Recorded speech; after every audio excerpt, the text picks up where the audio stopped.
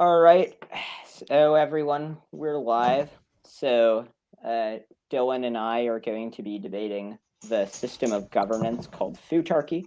I'm not too gung ho about Futarchy, given that I think it hasn't been implemented at a real world scale. And so I think that it's unpredictable exactly what it would do, and we should obviously test it out first. But my inclination, based on the limited information that I think we have, is that based on the info that we have now, I think that it would work out pretty well. And Dylan does not. So first, let's explain what Futarchy is. Essentially, what Futarchy is it's a system of governance. The slogan is vote values, bet beliefs. The way it works is we decide upon a metric for determining how well the nation is going. One example of a metric would be GDP plus, which looks at both the GDP, environmental quality, people's subjective assessment of their quality of life, and other factors that we would expect to correlate with how well the country is going. So first, we set up this metric, and this metric would be decided upon by the voters. Second, we set up a betting market that bets on what the GDP plus would be if policies pass versus if they don't pass. If the bettors predict that the GDP plus would be higher if a policy passes than if it doesn't, then the policy would pass. If they predict that it would be higher if the policy doesn't pass, then if the policy does pass, then the policy would not pass. And so we let the betting markets, who have a financial incentive to figure out whether or not the policies would be effective or not, we let the bettors decide whether or not the policies would pass. The reasons to think that this would be a good system stem largely from the fact that betting markets tend to be a pretty efficient way of aggregating information. But we'll get into that over the course of this discussion. So, Dylan, first of all, do you deny a consistent empirical track record of betting markets generally outpredicting even the most qualified experts? No, this is a very real and observable phenomena. There's no reason to deny something that's descriptively true. Okay, so you agree that betting markets are very efficient ways of aggregating information, correct? In practice, yes. Okay, great. So if the information that betting markets were aggregating for was some information that was useful. So if we were able to get betting markets to adequately aggregate for some desirable function that we actually want to increase, you would be in favor of letting the betting markets decide that, correct?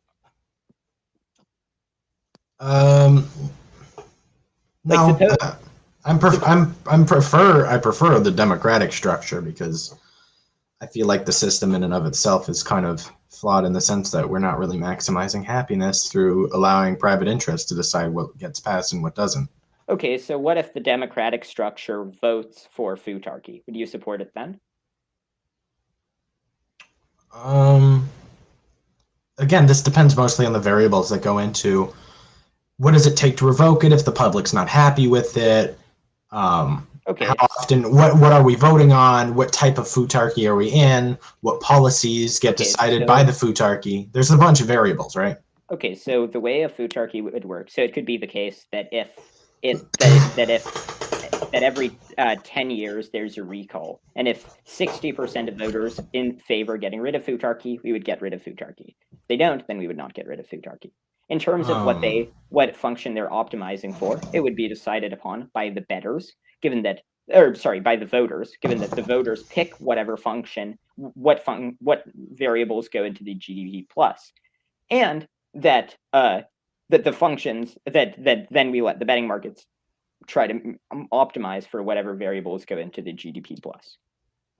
So I have an issue with the every 10 years thing. I think that's a little bit too infrequent. I feel like voters should have the right to revoke it once annually, considering I'm assuming this is how we make policy decisions and not so much because I'm assuming with this we abolish the representative democracy. This isn't like a betting market that decides who's in the position of power, just policy directly. Yeah, this is an alternative form of governance, sure. So I would if people democratically decide to implement it, then they should have the ability to revoke it after a year if they want to. That's what I think. But with our current democratic system, elections in the general election are every 4 years. With the Senate, they're every 2 years. Why would it be best for it to be every year rather than segmented every several years? Because I feel like with a system like this, there's more risk to making people unhappy. And I honestly feel like if people want to make someone leave a position of power because they're doing a poor job with their representation, I feel like annually we should have elections to determine whether someone keeps their position of power. I feel like it's Okay. a bad thing to have people in positions of power, especially if they're not serving the interest of their constituents Okay. and their constituents aren't happy with their performance. Yeah, so with your main criticism of Futarchy, would you say that you think that Futarchy is worse than a system of representative democracy because you think that the will of the voters is a better way of deciding generally than what bettors are optimizing for? Generally speaking, yes. I feel like the incentive to not vote is mostly based on the fact that, well, with the democratic structure, if everyone's vote counts for one individual vote, then this opens up more access for allowing every person of varying positions in society to come in and vote, right? As opposed to a futarchy, which I feel like if bets are based on dollar value and that determines if, like, say every $5 counts as one vote, just as a hypothetical, and someone puts in $100, they would be entitled to more say than someone who's only investing $5, which is Okay, we can generally a get concern for me. we can get to the market manipulation point in a moment. But so is your view that it's good that we have representative democracy? Is that informed by your view that that representative democracy generally implements good policies, or is it informed by some sort of procedural desire for representative democracy, even if it resulted in bad policies? Yeah, it's generally, even though as a concept, I feel like this. I feel like first things first, we cannot do a direct democracy as of the moment, but I feel like we need to abolish electoralism, and it's not so much based on the fact that. Wait, Dylan, just to be clear, the question was is your reason the first one or the second one? So is the reason why you support our current representative democratic system because you think that there's just something morally virtuous about having a representative democratic system? Or is it because you think that a representative democratic system results in better policies that make people's lives better? Like, let's imagine it was the case that a representative democracy resulted in worse policies than another system. Would you support that other system over representative democracy? See, there's a lot of stuff that goes into play here because I feel like this is a very complex question to answer because my main concern is that what metric we're using to determine the quality of a policy is varying based on who's benefited by it. So, like, this is subject to personal interest. Okay, but so once again, to the question that I asked you was, suppose that there was an alternative form of governance that resulted in better policy, that was better at improving people's lives, that resulted in better policy than representative democracy. Would you favor that over a representative democracy? Only if it were democratically voted in. So I think there's some inherent moral virtue to democracy. Okay, but you're socialist. But you're a consequentialist. Again, see, I don't like using terms without, like, they can be loaded, and I feel like vulgar. Do you think that there are things that matter other than producing good consequences?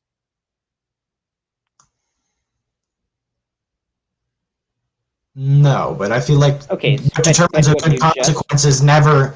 See, the thing with a concept of a consequence is that we have no provable way of determining what a better consequence for someone is. Moreover, this is only a short-term benefit. Like, if something is a short-term gain for someone as opposed to a long-term loss, there's no way to calculate for that long-term loss in the immediate, resulting in no way of determining whether a policy was good as well. Right now, we're not talking about how we know whether it works out. We're just talking about, let's imagine that we did know for certain. Let's imagine that God himself came down from the heavens and he was omniscient and he told you that if we adopted this other form of governance, it would result in better consequences than representative democracy. Would you support that other form of governance if you knew it had better consequences? Or would you say that we should have representative democracy just because you think that representative democracy is good, even independent of consequences? Okay, so if we knew 100% that it was a better system, I'd probably be in favor for it. That it had better consequences. Okay. Better outcomes? Okay. So what you care about really is the outcomes. You only care about whether or not it's a representative system because you think that's a good way of getting better outcomes, right? Yes. Okay, so if it's the case that a representative democratic system does not produce good outcomes, then you would not support that system, right? Yes. Okay, so now let's talk about whether a representative democratic system produces good outcomes. So presumably, if a representative democratic system has people who don't know anything making decisions, then that wouldn't be a great way of getting good outcomes, right? Right. I'd Okay, agree with you on that. Like, I don't disagree with okay, that concept, but so there's more okay, I think there's more potential for better outcomes with a representative democratic okay. system. Well, so let's talk about those consequences. How many Americans think that the phrase "from each according to his ability to each according to his need" appears in the Constitution? I don't know. I'm not even an American. Yeah, so it's about a third. How many Americans cannot name any Based. branches? What? Based. Yeah, so a third of Americans think that the Marxist slogan appears in the Constitution. More than 10 million Which it did. Americans think that the cause of the Cold War was climate change. What percentage of Americans do you think can't name a single right protected by the Bill of Rights? A third? Like It's 33%? 37%. Do you know what That's percentage close. of Americans can't name all three branches of government? 40? Well, so it's only 26% who can name all three branches of Oh, government. Ja Rule. Oh, wait, no, Which, that's bad. so it's 74% cannot name the three branches of government. What percentage of Americans do you think could not name a single branch of government? 20? It's 33%. And half of Republicans still think that Obama was born in Kenya. And 4% of Americans believe that lizard men are running the earth. So given this, you're Okay, staking your bet on the democratic system resulting in better outcomes than a futarchic system, despite the fact that the vast majority of a huge portion of voters in a democracy are incredibly politically uninformed. Why do you think So that the would thing be is, generally a better system than a futarchic one, where we have decades of empirical data bearing out that a betting market is a very efficient way of aggregating information? so happiness is a subjective concept which is dictated by the populace that lives in that country. If the constituents, the constituents could feel like if they have no decision in the democratic rulemaking process, I feel like there's a part of the human experience which dictates that people will only feel happy if there are certain qualities or characteristics about something that like they get involvement in the democratic system or something. People will be contrarian to good ideas despite whether they are involved in it or not, because people who believe in a deontological perspective of things or other type of things like that are just going to sit there and be like, well, brother, if I don't have any involvement into the system, I don't want it. Yeah, the that's objective factor of happiness at play here is kind of an inconcrete thing that I feel like throws off a lot of people's judgment for what happiness really is. Yeah, so if that's one of your deciding metrics, then that's a fundamental flaw right there. Fine. Because the subjective nature of happiness is still going to get thrown off by the average person's stupidity. So I really don't think that's okay, Dylan, let's say that you're right, that the overall amount of happiness is greater if people have a role in the representative system. You've also agreed that a futarchy is pretty good at deciding what policies would bring about more happiness, right? Given that they're good ways of aggregating information. But so then why wouldn't a futarchy make it so that there's a prominent role for the average citizen in the system, particularly given that futarchies already have a dominant role, which is that people vote upon the values that they want the futarchy to be optimized? So my issue with that is people who are impoverished aren't going to be able to participate in the same capacity as the wealthy. And you could chalk this up to some kind of poor people are stupid or because they don't have money or some sort of like they aren't able to earn as much money, therefore they aren't smart enough to participate in the system or something like that. But that's my big criticism of the fact that you're automatically just like this is a class-based discrimination right out of the gate in the system. Oh, okay, but Dylan, right now, the only people who are directly making decisions are a small number of primarily wealthy bureaucrats, right? And I agree with you, which is why I think we should abolish electoralism and have it so it's more accessible for poor people. There's other class-based reparations I would like to make to a society, which makes it so people in the lower class can participate in the structure. I think that this has a lot to do with the two-party system more than anything else. That's fine, but it's a separate subject, but it's important to discuss this subject because I feel like you're making an assumption about my ideal of a system, and it's like, but you believe this, ergo you're okay with the way the current system operates, which is not the case. Okay, but do you think that the policies that you support would increase the net amount of happiness? Yes. Okay, so then why wouldn't a futarchy do it? Well, if someone like me believes that they could make policy decisions based on how much money they have, and I want my policy decisions to be implemented, then there's like no way for me to participate because I make $20,000 a year. Okay, but so do you think that if some policies that you support, I would assume I think you support a UBI, correct? Am I wrong about that? Okay. No, I do. So, and if we had a UBI, that would increase people's ability to bet in the betting market, right? Right. So still, poor people need that money. Poor people still need the money for survival reasons. I don't see. Okay, but this still doesn't take the class-based edge off, unless you're like, here's your $200 a year betting money for the or the system, babe. Okay, but so do you think that a Futarki would or would not do that? A Futarki would or would not do what? Make it so that people have vouchers specifically that they use vouchers specifically for betting in the Futarki. No, because I think wealthy people would like to take power away from poor people as much as they can. Okay, but do you think that giving people vouchers that they can spend, that everyone can spend on the betting markets would increase the overall amount of national happiness? Do I think a system in which allowing poor people to vote would make people happier? No. It's not allowing poor people to vote. Well, we should obviously allow poor people to vote, but that's not.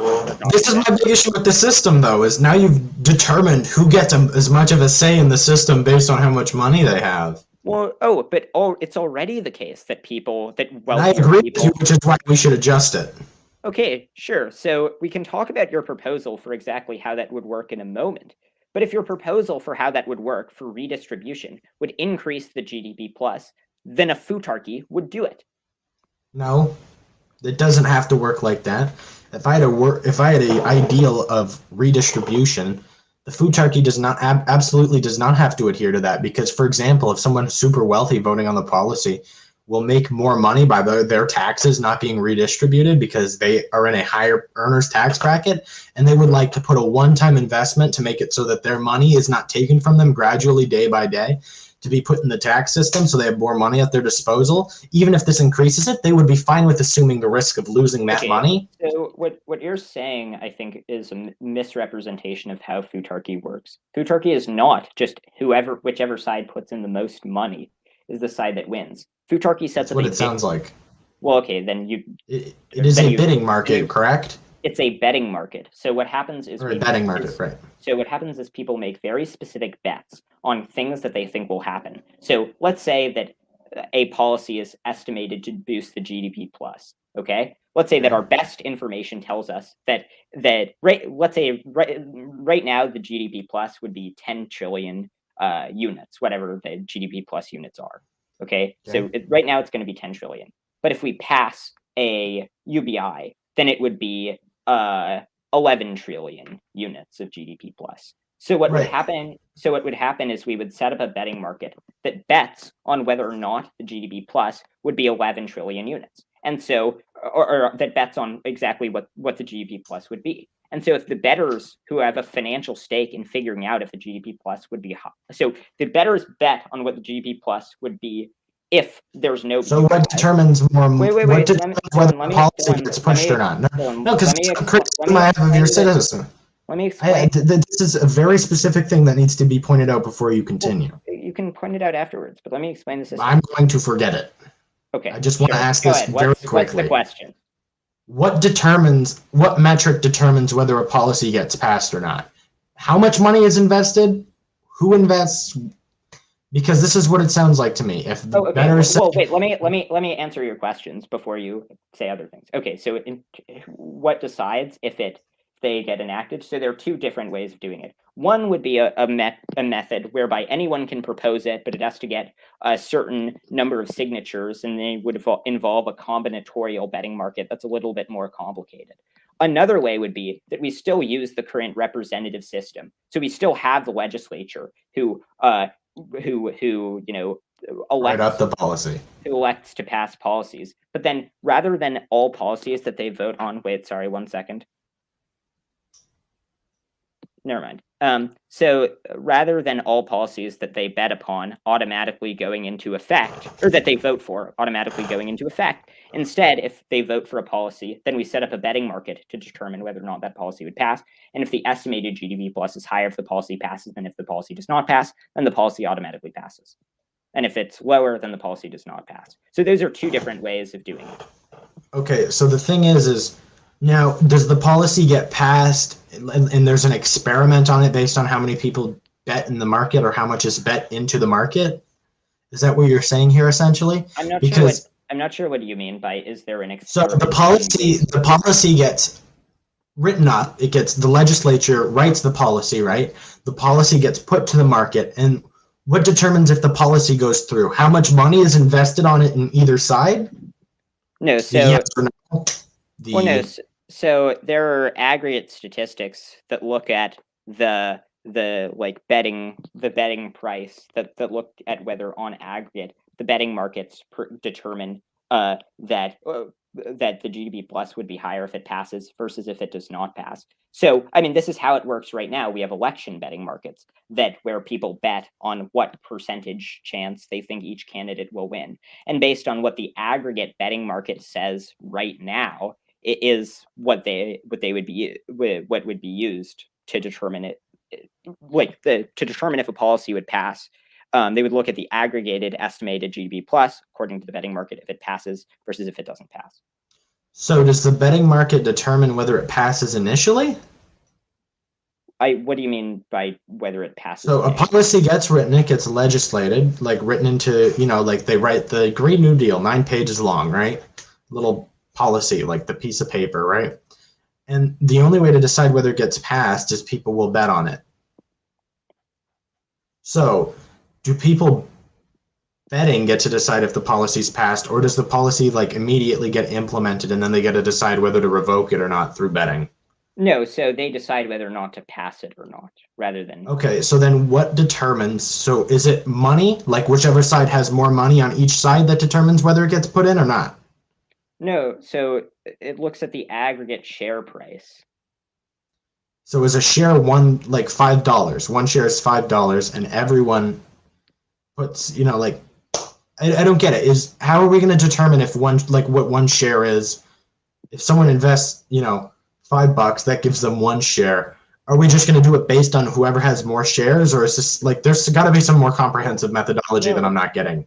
No, so there's an aggregate bet price or an aggregate. So okay, so the way that it works, this is not unique to a Futarchy betting market, right? This is just the way that any betting market works. Let's take an election betting market just to make it simpler. So right now, so you can say, I'll bet you 4-1 that Trump will be the Republican nominee. Okay. And in 2024. And so someone else can take you up on that bet. And so, or you can bet 3-1, and maybe someone else would or would not take you up on the bet. And so whatever the sort of average bet price, whatever the aggregate bet, the average bet price is between of the betting market is what the odds are considered overall by the betting market. That was not a great way of explaining it. I know it's whatever the odds favor gets passed. Well, so at the end of it. Well, so that this is very confusing to base it on a betting market and then decide whether it gets passed or not. Because it seems like the simplest way this would be done is by whatever side invests in whatever side has more shares on the yes or no question of whether a policy should be passed. No, it's not yes or no. There's no betting on whether it should be passed. There's betting on what the GDP plus would be if it's passed. And then there's also betting on what the GDP plus would be if it's not passed. So people take up bets. So some person might say, I predict that the GDP plus will be $11 trillion. Right. So if the goal is to raise it, and then you vote you gamble on whether it's going to be raised or not, and more people gamble whether it should be higher or lower. Does that determine whether the policy gets passed? Not whether it should be higher or lower. People bet whether it's going to be higher or lower. Well, That's what I said. So it's not people betting on whether it will be higher or lower in World 1 versus World 2. instead, people bet. So you have some people betting on what it would be in World 1. You can have completely different people betting on what it would be in World 2. So you might have some people bet that it would be 11 trillion GDP plus units, and if it passes. And so other people might take them up on the bet. And then you also have people bet on what they think the GDP plus would be if it does not pass. So people might bet that it would be $10 trillion. Or not. So this still is basically, it seems like to me, this is still basically just, is it going to be higher? If we vote on whatever number it is higher, then this will pass the policy. And if we vote on or bet on whatever is lower, we'll not pass the policy. Like, it still sounds like, honestly, it's just a yes or no. Wait, I'm not sure what you're asking. So to me, what you're saying is if more people bet that the GDP plus is going to be raised using the metric, you decided GDP plus units, right? Just hypothetically, if the GDP plus units get raised and people bet on it to do that and more money gets invested in betting that it'll do that, is that how they're going to determine whether they pass the policy or not? Yeah, if the betting market in the aggregate says that the GDP plus will be higher if it passes versus if it does not pass, then it would pass. They say it would be higher if it does not pass, then it would not pass. So this still just sounds like people betting whether they like, because it still just sounds like it revolves around a standard. It's not a yes or no, obviously, because it's determined on whether the GDP plus is raised or lowered or whatever. But still, it sounds like a gamble on whether the policy ought be passed. Yeah, well, it essentially that's with the system, because this ties back to my initial criticism of the system, which is special interests with more money who might have a personal vested interest, right? Like take the tax example I proposed earlier. If they bet that redistributing the wealth raises the GDP plus for the average citizen, and Jeff Bezos goes, no, you're not taxing me for that much out of whether, like, my money is going to go to these poor people, and they got to raise taxes on me as a result. I'm going to bet more money into the market to make it so this doesn't happen initially. Even if it means lower GDP for everyone else, I don't care. I don't want them taking my money. Yeah. So okay. So your concern is about people manipulating the market, right? And moreover, personal interests. Yeah. Because this is a factor. Okay. So let's suppose that Jeff Bezos is betting a lot of money that the GDP plus would be higher if that Jeff Bezos is making a bet that that if you give $1 billion to Amazon, that the GDP plus will be higher. Okay, right. So he's making a bet he's betting that the GDP plus will be this if $1 billion is given to Amazon, when in reality it will not be that, right? Okay.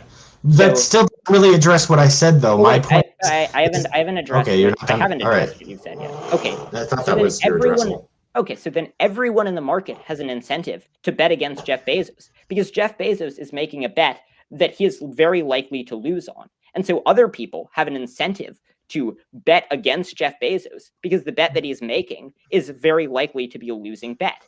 Now, but Jeff Bezos still has more accumulated capital than everyone else in the economy. You think Jeff Bezos has more money than every single other person in the United States? Not combined, but then this leads to the concept of you have to actually get people to go out and risk or gamble their money on this. Well, people don't like taking risks with their money, especially people who have to live more frugally than Jeff Bezos. Okay, but this is the big concern, is not everyone invest against Jeff Bezos. Okay, but Dylan, other wealthy people who have a lot of money would have an incentive to bet against Jeff Bezos, because it's extremely profitable to bet against Jeff Bezos, given that Jeff Bezos is making a bet that is obviously an incorrect bet.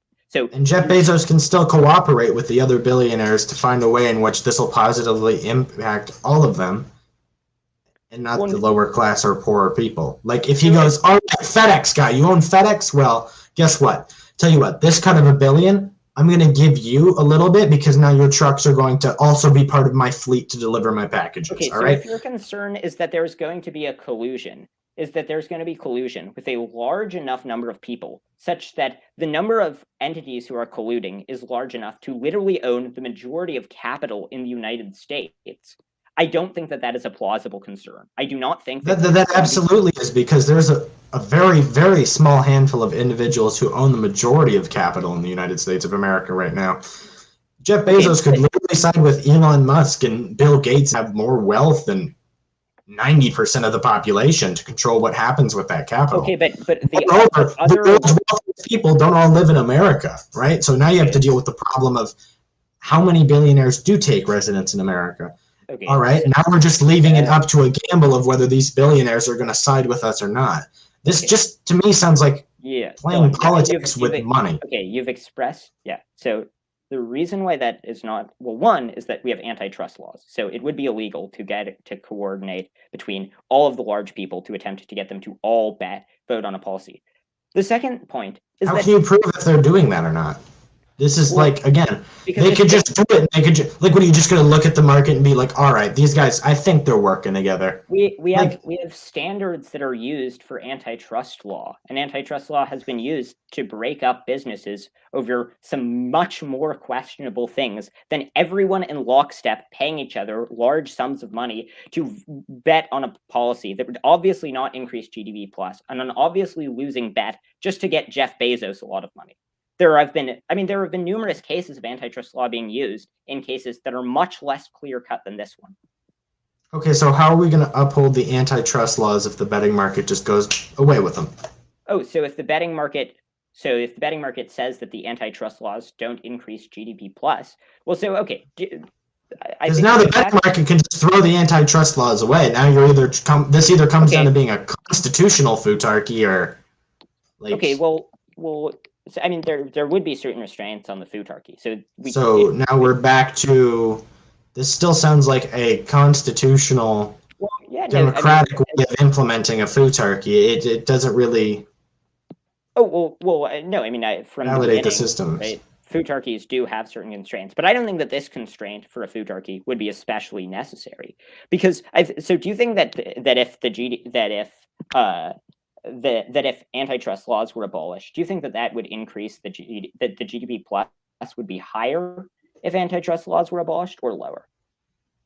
Oh, I think it would definitely be lower in this system. However, the billionaires can still go, we're going to throw them out the window. Do you think that most people who look at that and are making bets would agree with you?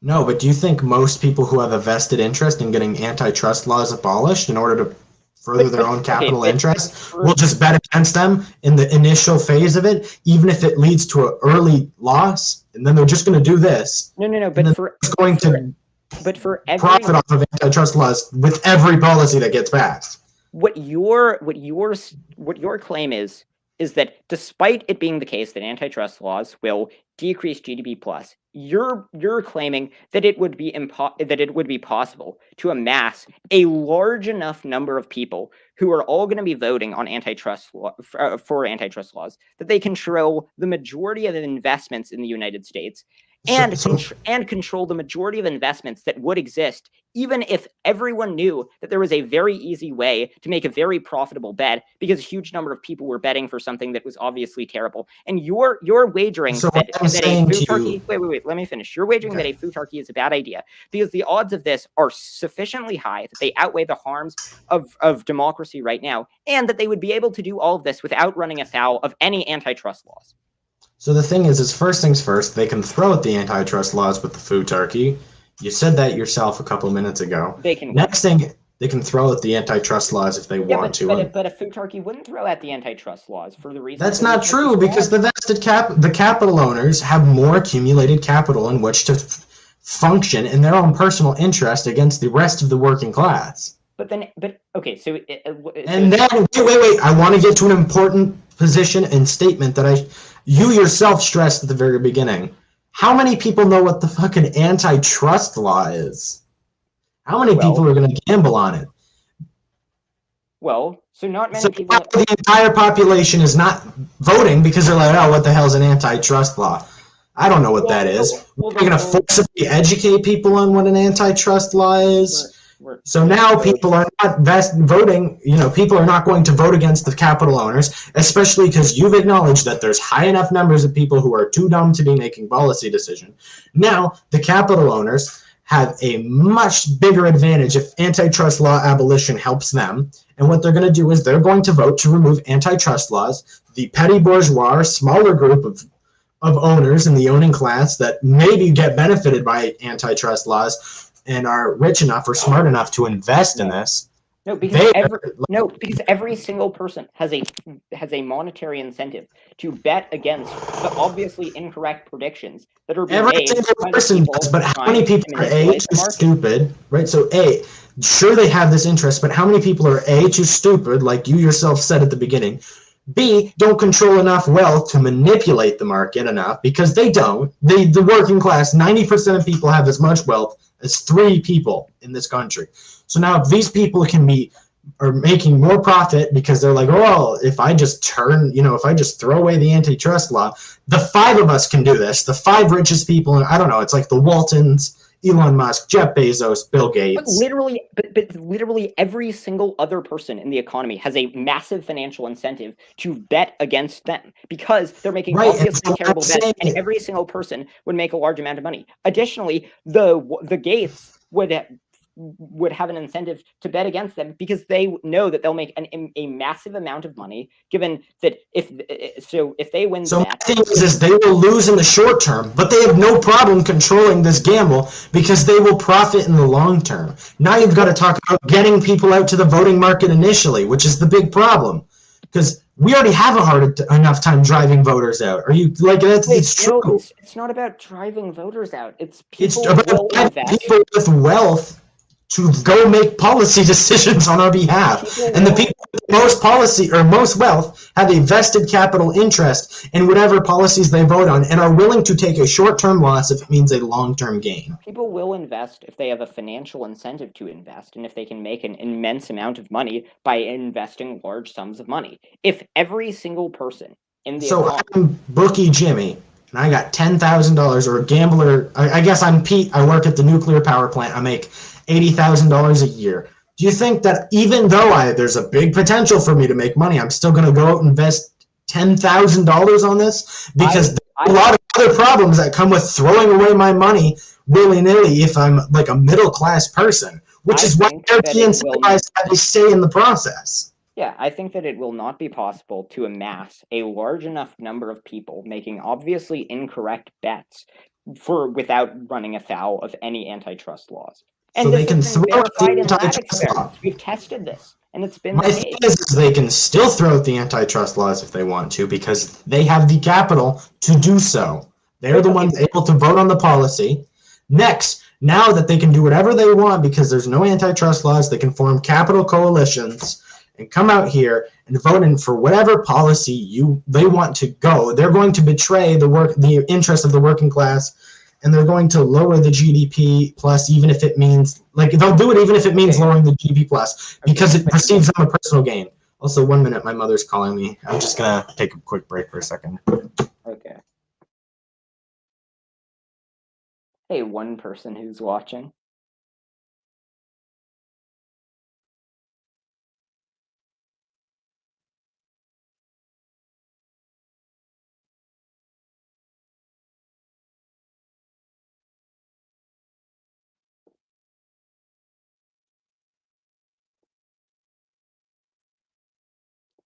I mean, the point that he's raising has not been verified in theory, has not been verified in lab experiments.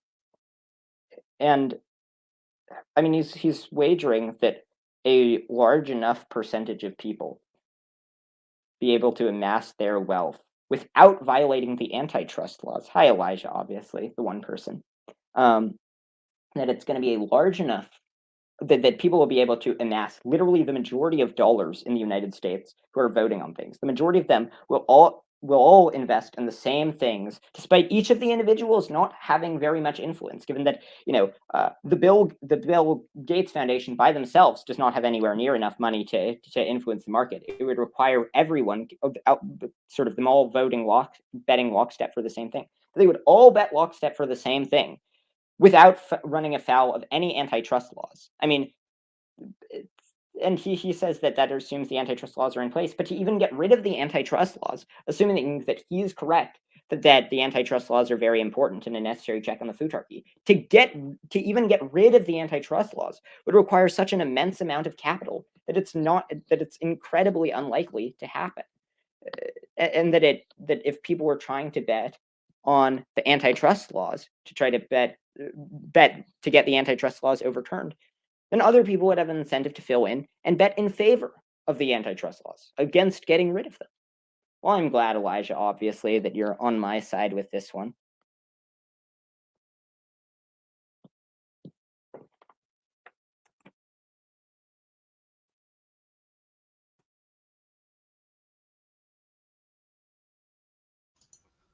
Ooh, back. Sorry about that.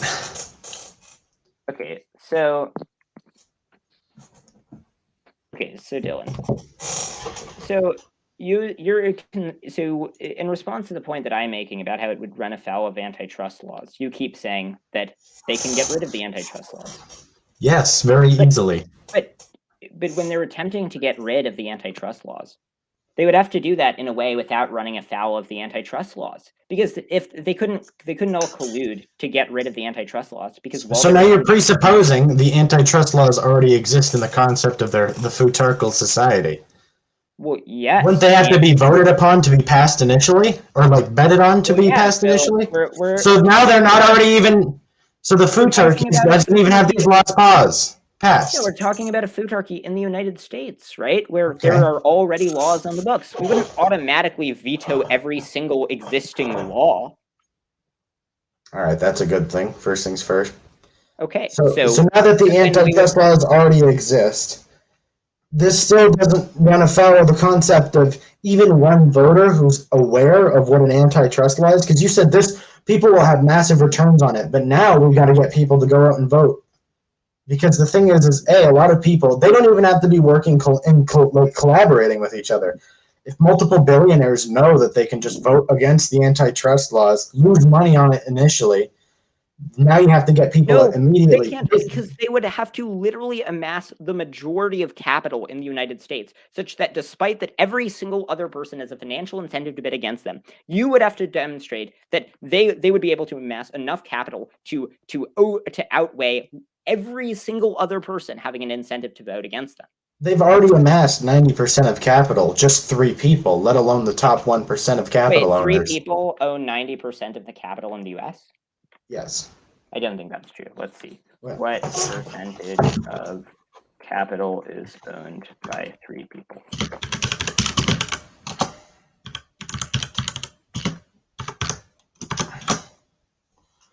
Richest person, what?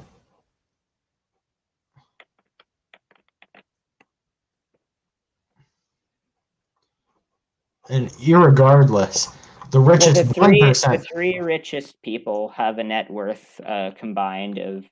Oh no, they hold more wealth than the bottom 50%. Sorry. Well, yeah. Well, it's actually the bottom 64%. It's the bottom 64%. Yeah, okay, but they don't own 90% of the wealth, right? Because the bottom 64% does not have that much wealth, given that wealth is accumulated over time, right? So that doesn't prove that they own the majority of capital in the United States. They don't own anywhere near the majority of capital in the United States. All right, wait, let's see here. Okay, so the top 0.1% owns more than the bottom 90%, and this is a claim. I'm checking a fact checker right now to see if it's true. Yeah, I'm pretty sure. I'm pretty sure that one is true. Yeah, okay. So that one, I can still work within the framework of that one. 0.1% is not that many people. 0.1%. What? It's a lot of people, but it's still not that many people comparatively to the entirety of the population. That is. Let's see. Okay, let's see. It's 200,000 people. It's 200,000 people. Okay, so you think that you could get 200,000 people all to bet on the same things, knowing that they would lose out in the short term, because you think that they would all be confident enough that everyone else. Bear in mind. That I think I can get 200,000 people to vote a hell of a lot easier than 150 million. Oh well, but that's a category error, right? Because we're not talking about getting them to vote on things. We're talking about getting them to make bets that they know will be losing bets without they know that them making those bets will Right, lose and now them. these people know that they will be betting on something that's still a gamble, in theory, too. Well, wait, okay, so It could be possible that abolishing antitrust laws, making more capital for the richest 1%, them distributing it throughout their companies, which are the biggest companies in the country, if they do that, it still looks like the GDP is going up, so they could still hypothetically be correct. oh, well, we're not talking about the GDP, we're talking about the GDP plus. GDP plus, right. You So the think GDP that- plus being distributed throughout their companies and their organizations, which it's still a million people, could hypothetically raise the GDP plus if this doesn't drastically negatively affect everyone else in the economy. Wait, oh, you think that getting rid of antitrust laws would increase the GDP plus? No, I don't, but there's still a hypothetical, there's still the gamble associated with it potentially doing so. Yeah, but here's the point, Dylan. The point is that that any individual person who's betting has a very minuscule effect on the market. Let's say I'm the 1,000th richest person in the United States, and I'm deciding whether or not to invest $100 million, make $100 million bet about what the GDP plus would be if we just give massive bailouts to the wealthy. The odds that is enough to tip the scales to get my policies passed is almost zero, because there are so many. I disagree with that, because there's so many other people who might be voting against you. But that's the way. There's so many other people are only investing such a minuscule amount of money. Their vote really does not matter, especially considering if these bailouts are a gamble for them, right? So they still could potentially lose. They still have potential to take a loss. If they did that, then these wealthy people have way more of a say in what a policy gets passed. Because now you have to take on getting people out there initially, which is very difficult to do. B, getting people to invest, because there is a 100% concrete chance for them to win more wealth, which they have no way of actually knowing in advance whether their policy is going to make them money. You could say, oh, the odds are determined by whoever's going to vote in which way. Well, what if people are just voting one way because, it seems like there's so much at stake with the gambling market. I mean, I gamble all the time. Okay, most of what you said was irrelevant to the point. No, it's absolutely relevant. Are you kidding? So the reason why it's relevant is because the point that we're discussing right now is not whether in aggregate it will be primarily wealthy people making the decision. The point that you're discussing is whether wealthy people have an incentive to make losing bets in order to get their policies passed.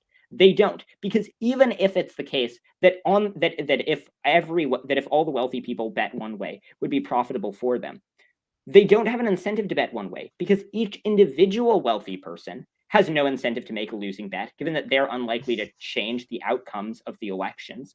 And so as a result of that, each individual wealthy person does not have an incentive to try to manipulate the market, particularly because for every wealthy person who does have an incentive to try to manipulate the market, if there's at least one other wealthy person who exists who does not think that their bets will be instrumental in flipping the election. So there's still a bunch of won't, because it's hundreds of thousands of people. So there's still policies bet against them. So there's still policies in which rich people can coalesce voluntarily or not voluntarily to defy your little antitrust laws. Like, for example, choosing on whether there should be a progressive tax rate or something like that. So if rich people have a vested interest in not lowering the tax rate, even though this could raise the potential GDP because we use the wealth and we redistribute it to poor people, they will all have an interest to invest or bet against that policy, because they're not going to be taxed at a higher rate, which will affect them in the long term. So they can still invest $100 million as Jeff Bezos to get them out of paying taxes annually. That would still be literally Jeff Bezos makes $30 billion a year. Yeah, but all of the individual wealthy people. So all of them have a vested interest in not having higher tax rates. Yes, but each of them, their bets are incredibly unlikely to determine whether or not there will be higher taxes, because there are so many wealthy people. Even if we're so all of them benefit from voting one way. Yeah, so this is a collection. This is a collective action problem. Okay, so the way collective action problems work is they're all better off if they all do it, but each individual one is worse off if they themselves do it. each individual wealthy person is better off if all the other wealthy people bet one way, but then they bet the other way, because that way the policy gets passed and they make money. And so while it's true that if they all were able to unionize and coalesce around a policy, if we grant to you that they would be able to amass enough wealth to outvote everyone else, which I don't think they would, but even if we grant to you that, the fact that they're not able to collude with these hundreds of thousands of people makes it so that each individual person has an incentive to not make bad bets, because each individual is unlikely to influence the results of the betting market. Right, so then as a collective would still go vote for this policy. They wouldn't want to take a gamble on it because they know there's a long-term benefit, especially the top 0.1%. They make over $1 million annually, I believe, because I know the top 1% is over 450,000. So if they all have a vested interest in voting against a progressive tax rate because they make X amount of money annually, and this would really negatively impact them in terms of taxation, then they would all, whether or not, because they know it's probably smarter, safer bet if I vote in this direction rather than be the one dickhead who gambles it all on this. And there's still an incentive because it's still balanced as to whether miraculously GDP plus goes up because I'm now a generous billionaire or something like that. It's still there. We'll choose as a collective. There will still be more capital invested in not passing the policy, which means they'll take the more minuscule laws. But they're not making decisions as a collective. They're making. They don't have to, but they're making decisions vested on their own individual interests. Yes, which this just happens to be in all of their individual interests. No, paying more taxes, absolutely. Okay, so it is in. So all of them have an interest. All of them would be better off if they all agreed to bet against the policy, granting the assumptions that you've laid out, which I didn't think are true, but granting that, they would all be better off if all of them bet in favor of bet against a progressive tax. Right. You don't think that all rich people benefit from a lower tax rate? No, that's not what I was denying. But right now we're granting you that they would. We're granting you that they would all be better off if they all bet. If they all bet one way, then they would have enough capital to outmuscle everyone else. Okay, so they do have enough capital to outmuscle. Yeah, so at least 90% of the population. So there's more to be discussed there, but right now we're just granting you that. So they would all be better off if they all bet the same way. If they all bet against the progressive tax. The thing is that any individual billionaire, any individual wealthy person, has an incentive to not bet against the progressive income tax. The reason is because any individual wealthy person knows that their bet against the income tax will be a losing gamble because the income tax would increase GDP plus. And so they all know that they would lose money. And given how many other billionaires there are in the market and how many other people there are in the market, each individual is very unlikely to influence the results of the market. Okay. Right, but I'm saying all of these a majority, bare minimum, have a vested interest in voting against a progressive tax rate. So even the individuals who vote against it still have less accumulated capital, and they have less at stake in this, unless you're proposing that someone is going to invest all of their wealth to fight the. I saw that comment. That made me laugh. Sorry, I lost my train of thought. But all of the capital owners, they invest, right? And basically, the people on this side have more invested than the fewer people on this side, even though they're going to make an immediate profit. So this policy is still going to get passed because there's still more initial capital over here invested, because these rich people are like, well, this is going to help us. A majority of us know this, even though the few of us who want to make immediate returns on it. But the individual rich people, even if they would be better off if everyone made the same decision, each individual rich person has an incentive to make the decision that would be in their own financial interest. Each individual rich person is very unlikely to influence the results of the election. It's very much like climate change. We would all be better off if we all polluted less. But the reason why climate change is a problem is because each individual is better if they pollute more, because they don't bear the cost that their actions impose upon society. Similarly, right, but the thing is people would be better off if they all bet the same way, granting the assumption that we're granting, but each individual is made worse off because each individual is very unlikely to flip the results of the election. Right, so them knowing that, well, right, so them knowing that they can vote one direction and this is going to benefit them, they will do it regardless, because maybe they don't have an individual incentive to do it, but as a collective, they can gamble more on the fact that other members of the collective or the group are going to vote in this direction because it positively impacts them all. And they knowing this fundamental presupposition, they will go and vote like that. No, they will not. Absolutely, they will. So they're not able to collectively organize without running. They don't have to. Without running afoul of antitrust laws and any. Right, so they can make a presupposition, irregardless of actual group unionization, because they know, okay, well, this is in the other ultra wealthy people's interests. If I invest on this side, it's in my interest as well. This is literally a policy that individually. It is in their interest because this policy is going to get passed. Okay, so like the thing is if all of the rich people voted the other way, they would only be making short-term gains, but they wouldn't be receiving the benefit of the policy being not passed, the progressive tax rate not being passed. So these rich people are still going to vote this way because long-term, even if they invest marginally less, like 50 to 100 million each, right? Because they have billions and billions of dollars. So that doesn't matter too much to these guys. If they invested that much in that direction, then still their financial incentives to invest in that direction, which is way more than anyone else can outbid them on or outbet them on, because other people are going to have to also coalesce to beat that number because the stakes are already high. So now we have okay, so there's what, 200,000 people, they all make over $1 million every year, plus the top few who make multi-billions of dollars. Even if I'm supposing that they all invest under $100,000, they are going to like just keep throwing, money over here. And so now we have like billions and billions of dollars over here, and we have to get people over here to beat that amount of money out. Okay. So, but again, Dylan, they're not making the decisions that they would be better off if everyone made. They are just making the decisions that they would be better off if they individually made, right? Do you deny that each individual is that any individual rich person is unlikely to flip the results of the betting market? Okay, so yes, depending on the rich person. Okay, so you think I think Bezos does have enough capital to determine an election, or at least not like determine it, but like make it difficult to vote against.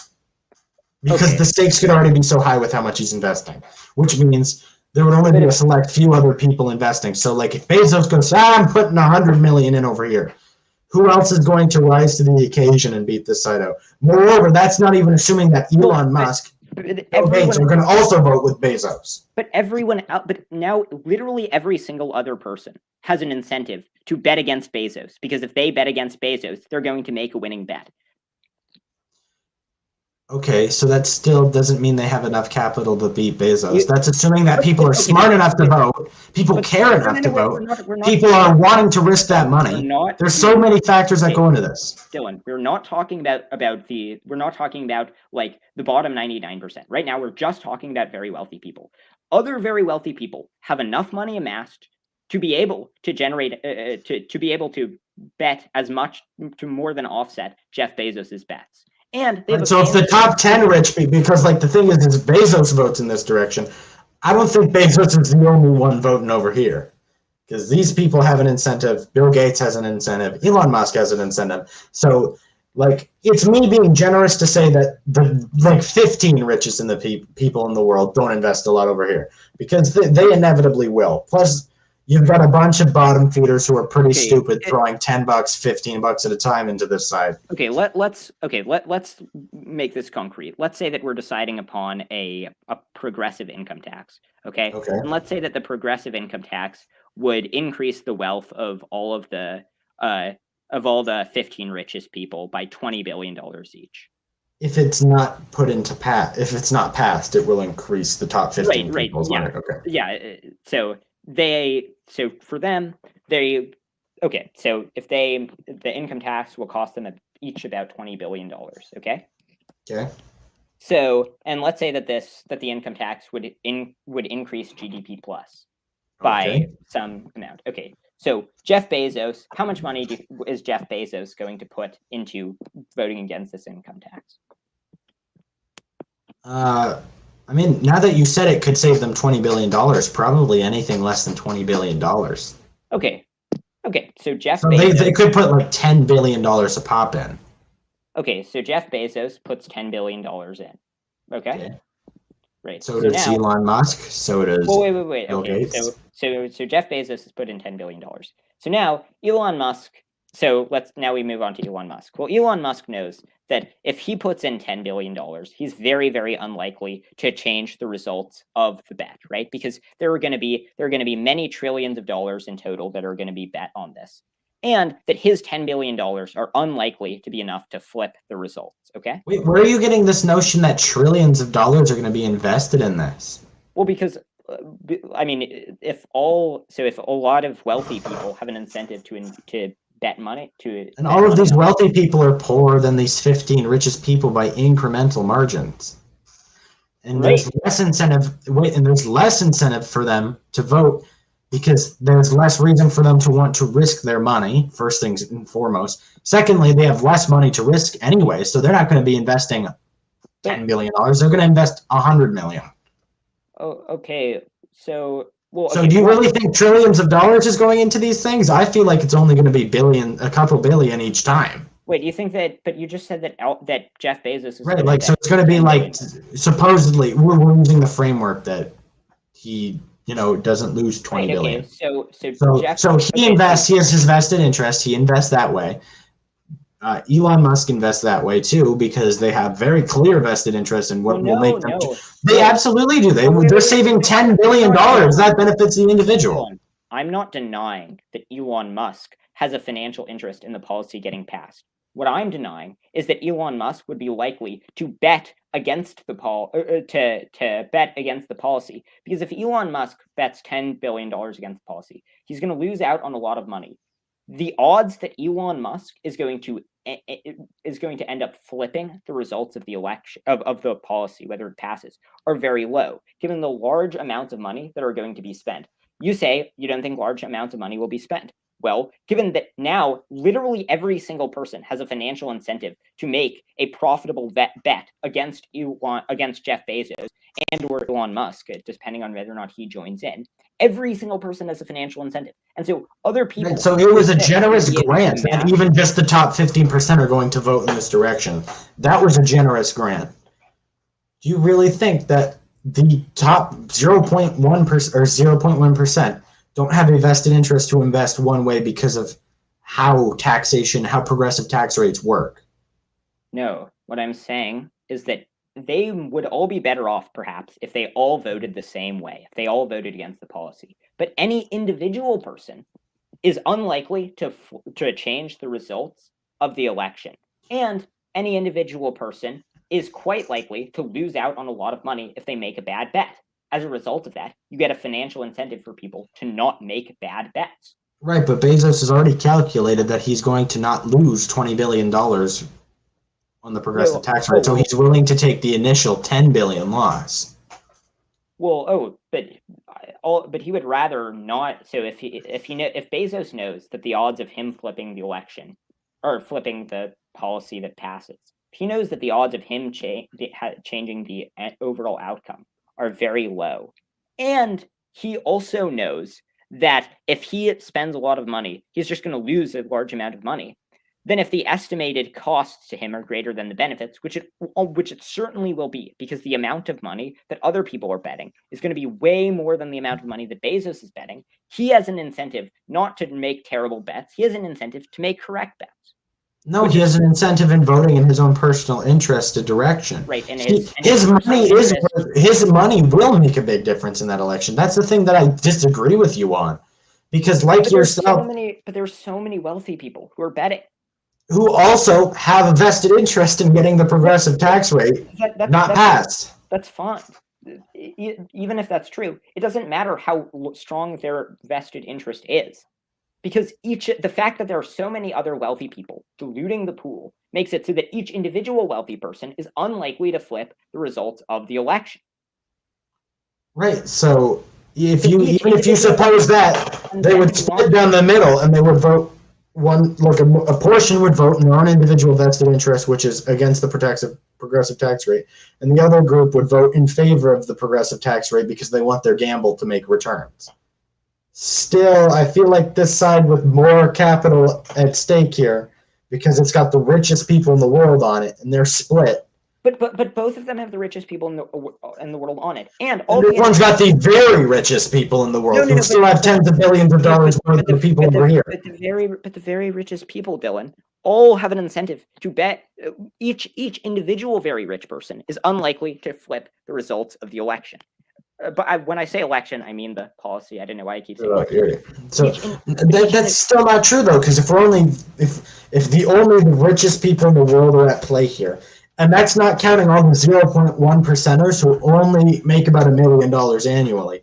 Bezos' money is going to make way more than a difference than you've initially let on. Plus, he's going to have the capital of the 15 richest people, which is still, I think, a lowball for what we decided here. So if there's because it's probably beneficial for the 50 richest or 100 richest people in the world to vote in this direction. Probably well more than that. No, it's not. Okay, so because the progressive tax rate is going to hurt them more than it helps them to make money on returns. Plus, year after year, they're going to receive the benefit of not paying billions in tax. Okay, so do you think that Bezos is likely to amass? Well, okay, but we were talking about $20 billion as the amount that it would cost him. Do you think let's annually? Taxes are annual. Yeah, but Bezos' net worth is only like 150 trillion. Well, it feels strange to say only, but annually though, well, no, not annually. It's 150 billion. Wait, are you saying 20 billion lifetime or? Yeah. So 20 billion in taxes lifetime. Yeah. Because he's going to be out of the tax bracket really quickly. Right, he makes $30 billion every year. Bezos has $200 billion dollars, and that's his net worth. So the thing is if we taxed him at because I don't know about you, but I think the progressive tax rate would probably tax every dollar after $1 billion at a 90% rate. Oh, I don't. Well, that seems a little high, but okay, 85 or 78 to 80%. It's going to be that high because that's how high progressive tax rates get.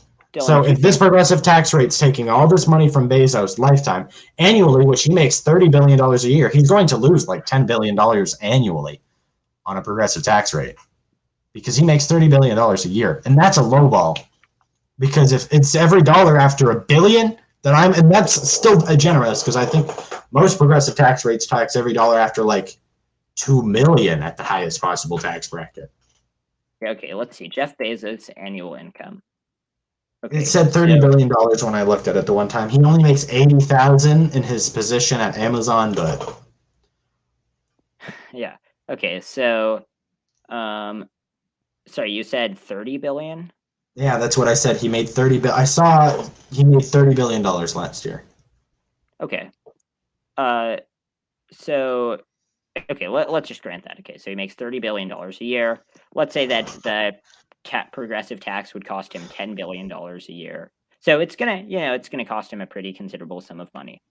Right, which is why I'm saying initially he'll even invest more than his annual loss to make sure that this doesn't happen. Yeah. So what percentage of the total amount of money that's going to be bet do you think is going to come from Jeff Bezos's pockets? A large portion of it, because Wait, I really give me an estimate of the percent. 4 to 5%. You think 4 to 5% is going to come from Jeff Bezos? Yeah, because we already have.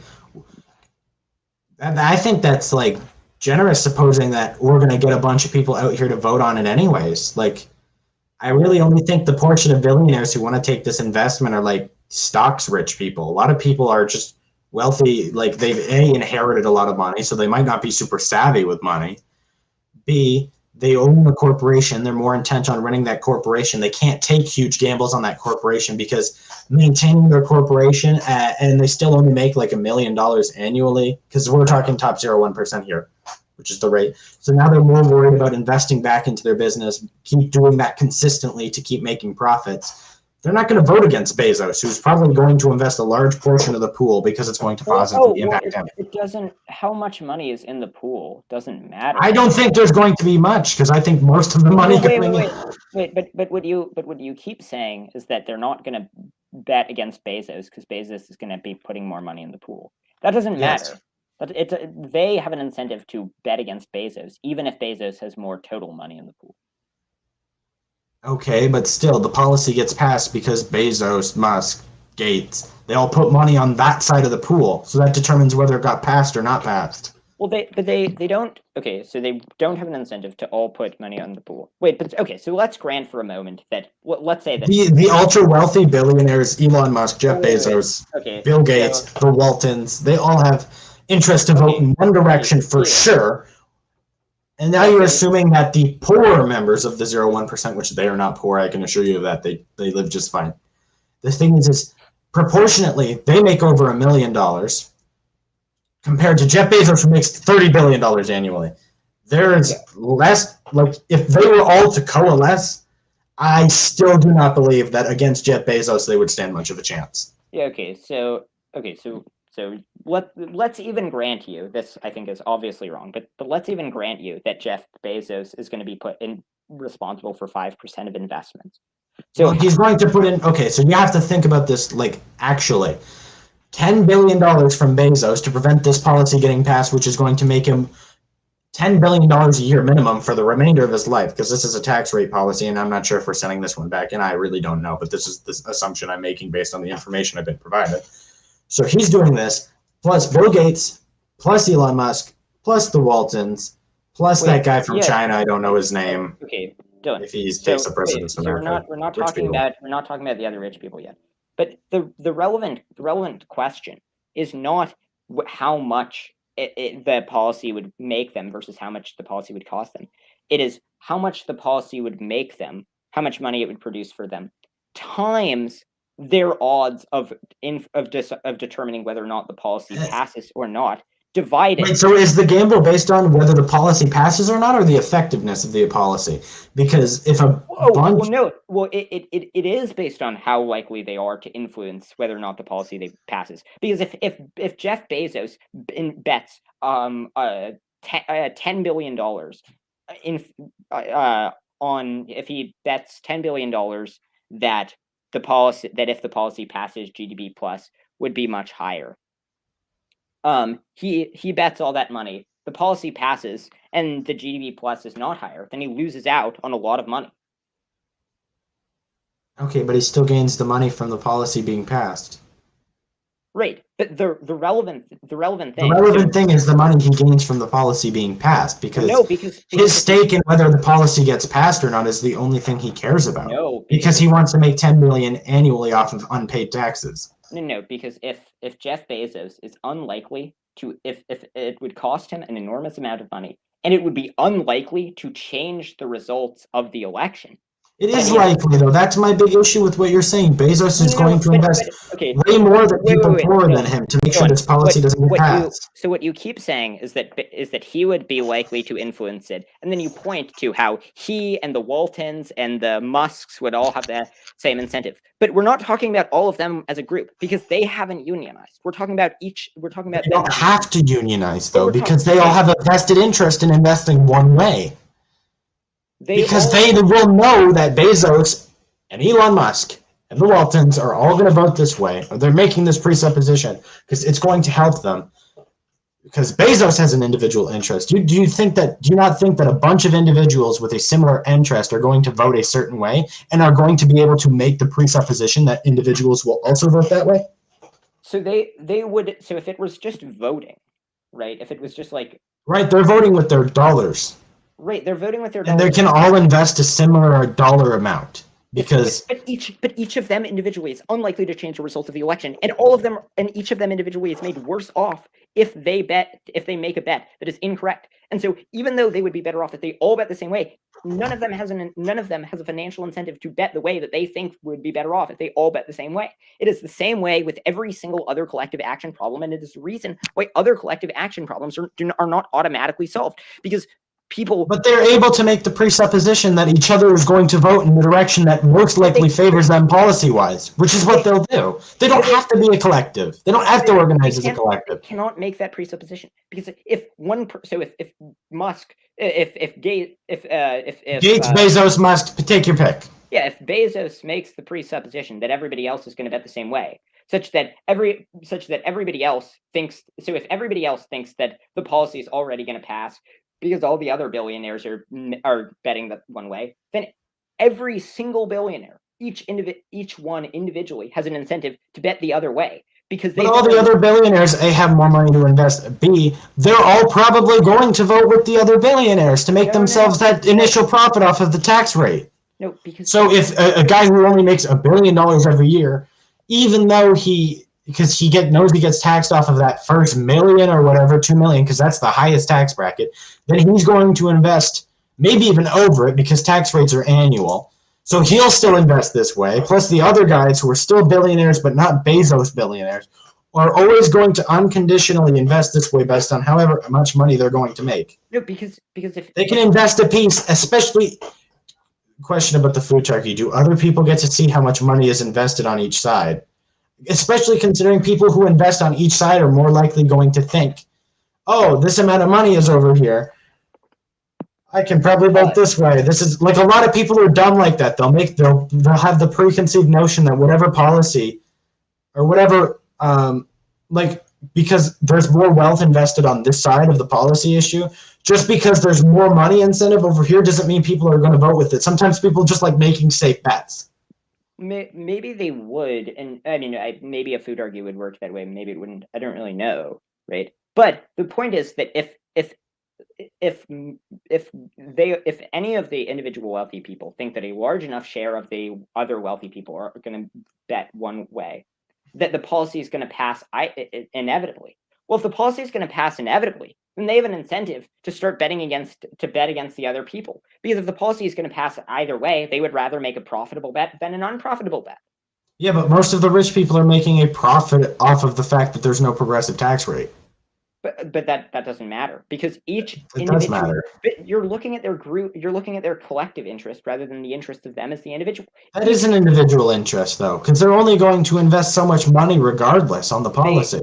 Each individual has an interest in the policy passing, but each individual does not have an interest in betting on the policy because if they bet on the policy, they lose money and they're unlikely to change the results of the election. That's not true because they have an incentive to bet based on how much money they would be saving in taxes, because a tax rate is annual. No, they don't, because if they bet one way, right? If they bet one way, and if they bet the amount of money, they don't have an incentive to bet the amount of money they're going to lose out on, because if they bet that money, that's money that is not being spent especially profitably, but that is money that's so they're wasting a huge amount of money for a gamble that is very unlikely to change the results of the policy, given how many. Okay, that still applies on the other side, though. They're spending a huge amount of money on a gamble. There's no concrete way to determine whether the policy will or will not raise GDP plus initially, regardless. So everyone's still taking a gamble. So that punishment is still weighs down people. You've agreed with the efficient market hypothesis, Dylan.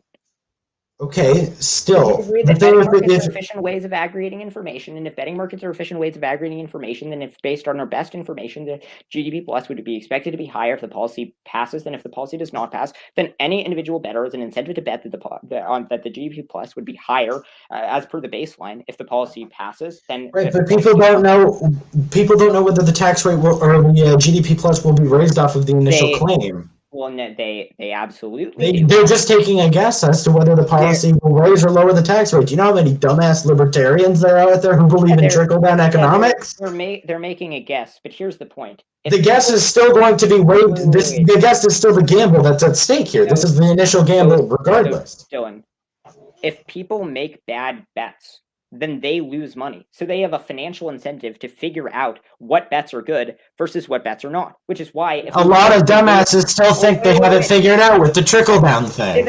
Okay, Dylan, if that's true, why are betting markets consistently outperform experts in a variety of domains if the betting markets are so terrible at aggregating information? I'm not saying that betting markets are terrible at aggregating. I'm still saying that, no, wait, there's a fundamental, the thing is betting markets are still going to be based on who thinks which way the policy will go or how the policy will implement.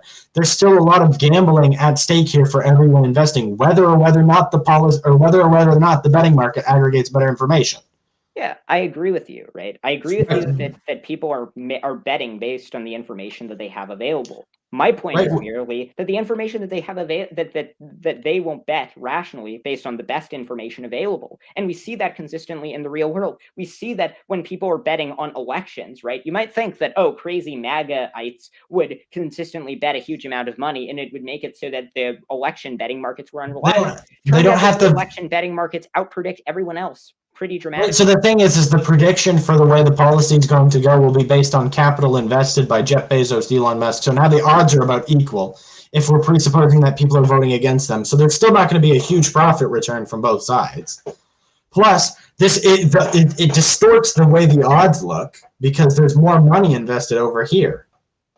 So if there's a lot of initial Jeff Bezos, Elon Musk, Bill Gates money over on one side. But then everyone else has an incentive to bet against them, to figure out the best information, and then to start betting against it because they know that the best. But the best information isn't what's going to be available for them because they're going to be like, oh shit, the odds are 1 to 31. I don't want to invest on that. I don't want to invest on 1 to 31 odds. That's a huge chance to lose. Like I know I'm going to lose if I invest this way. Well, yeah, but they have enough money that they're risk averse.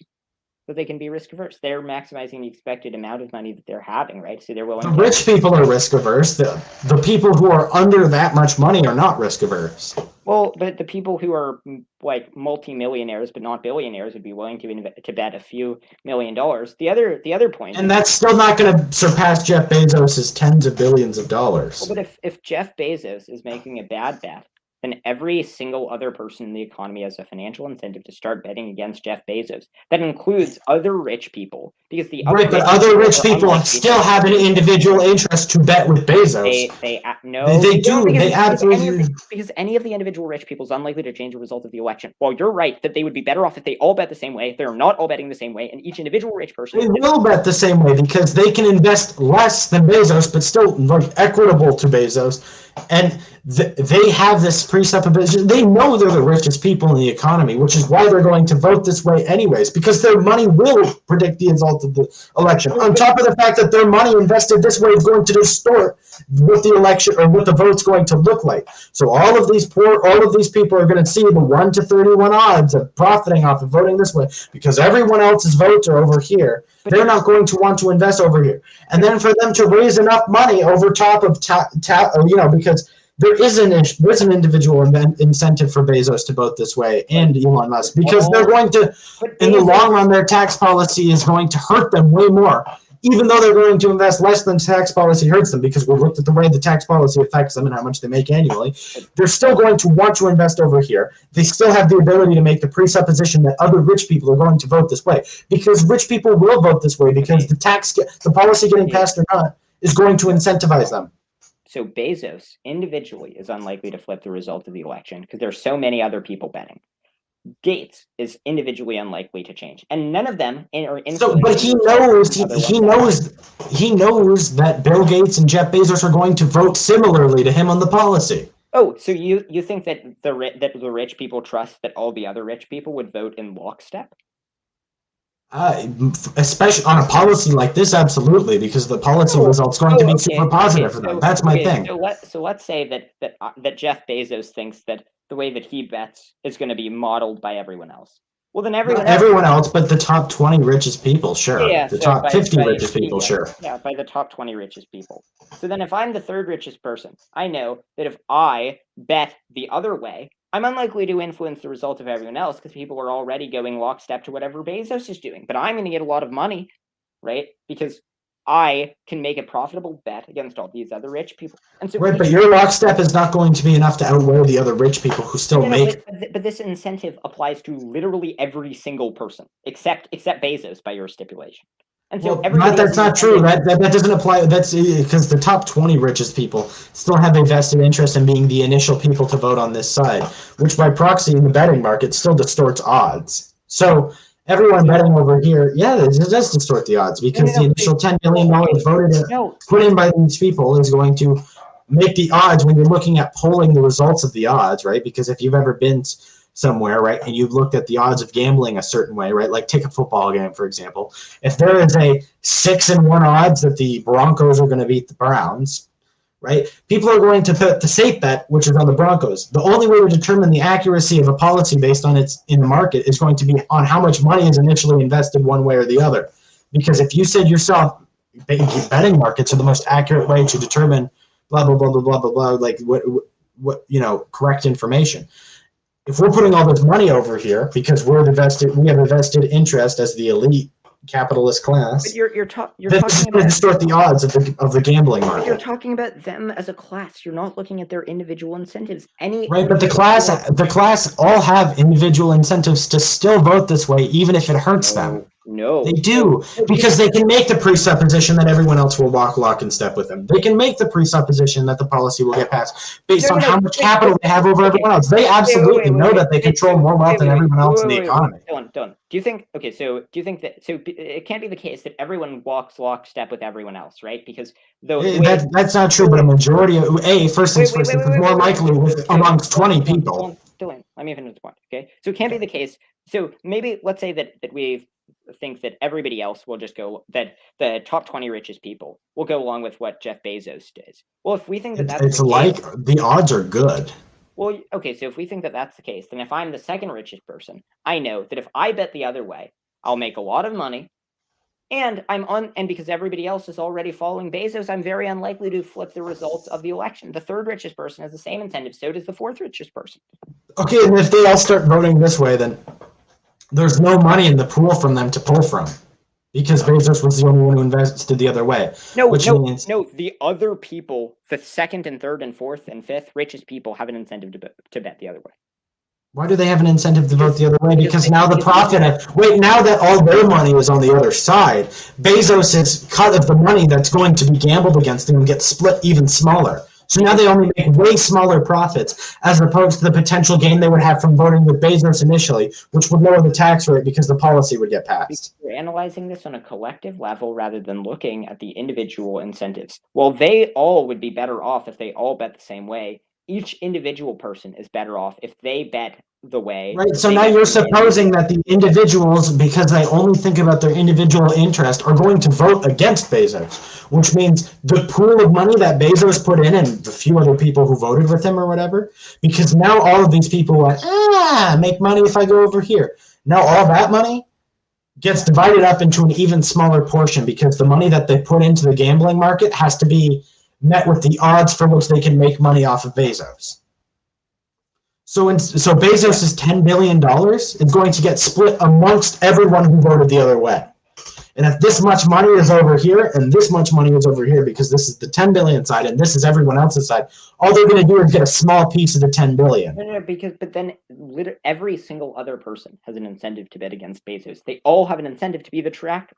But we've been going on the theoretical point for a while now. Let's talk about what's happened in practice. In practice, there are betting markets, and they generally do not have very much market manipulation.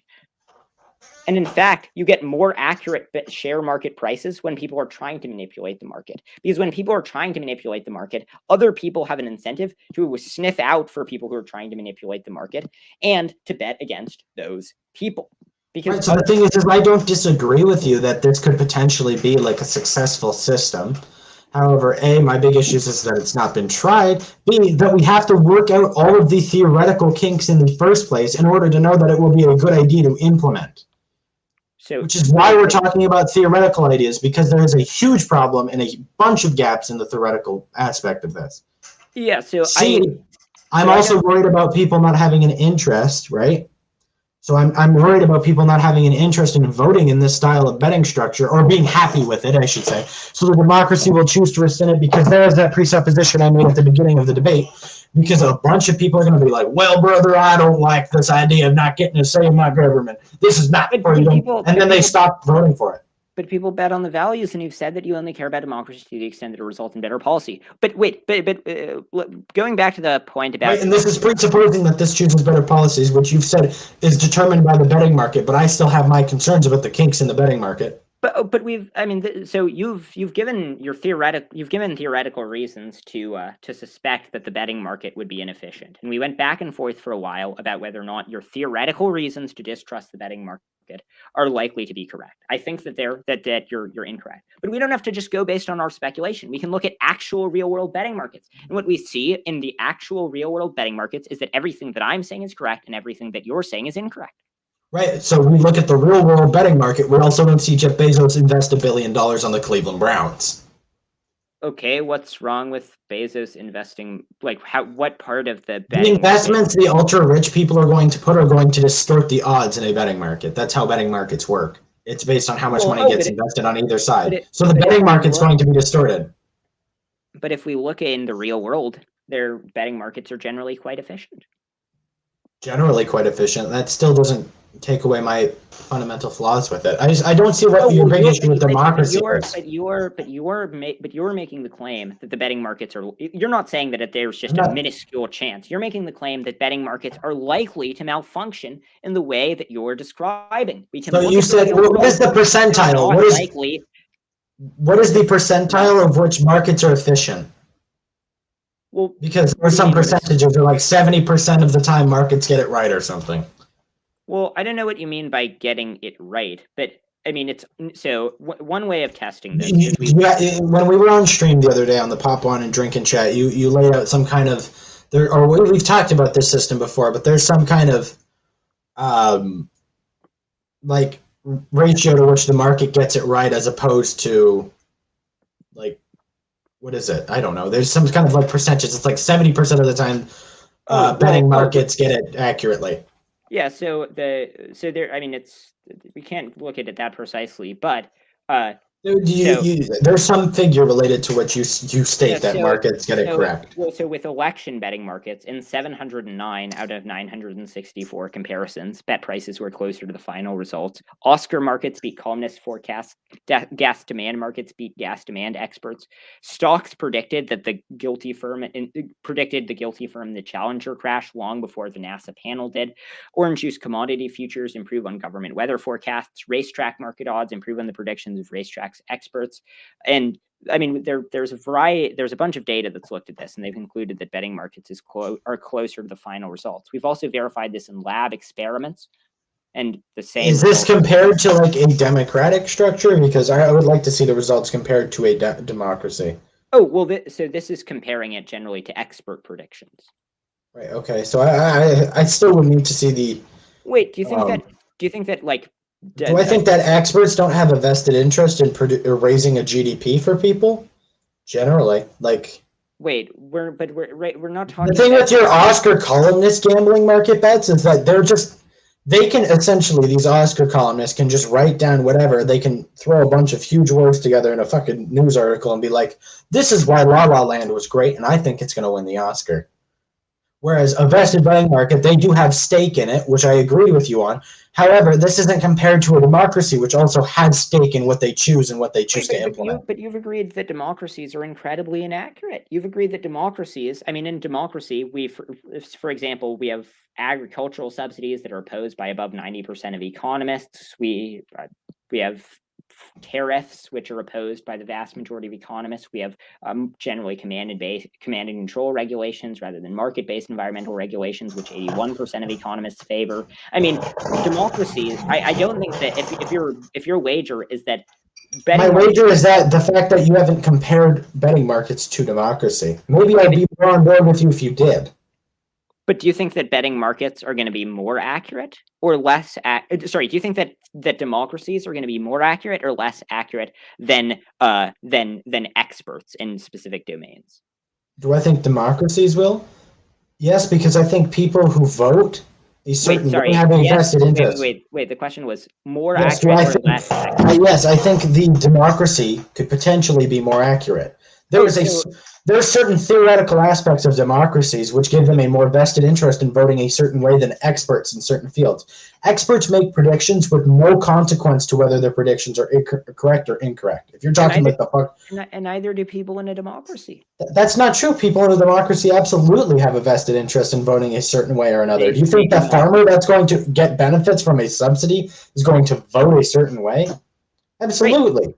He's going to vote a certain way because there's a real-world practical benefit to voting in a democracy for him. However, with your Futarchy, that farmer doesn't get the same opportunity because that farmer doesn't have enough collected capital to invest enough to make an actual difference at all in the Futarchy system. Yeah, so two things are true.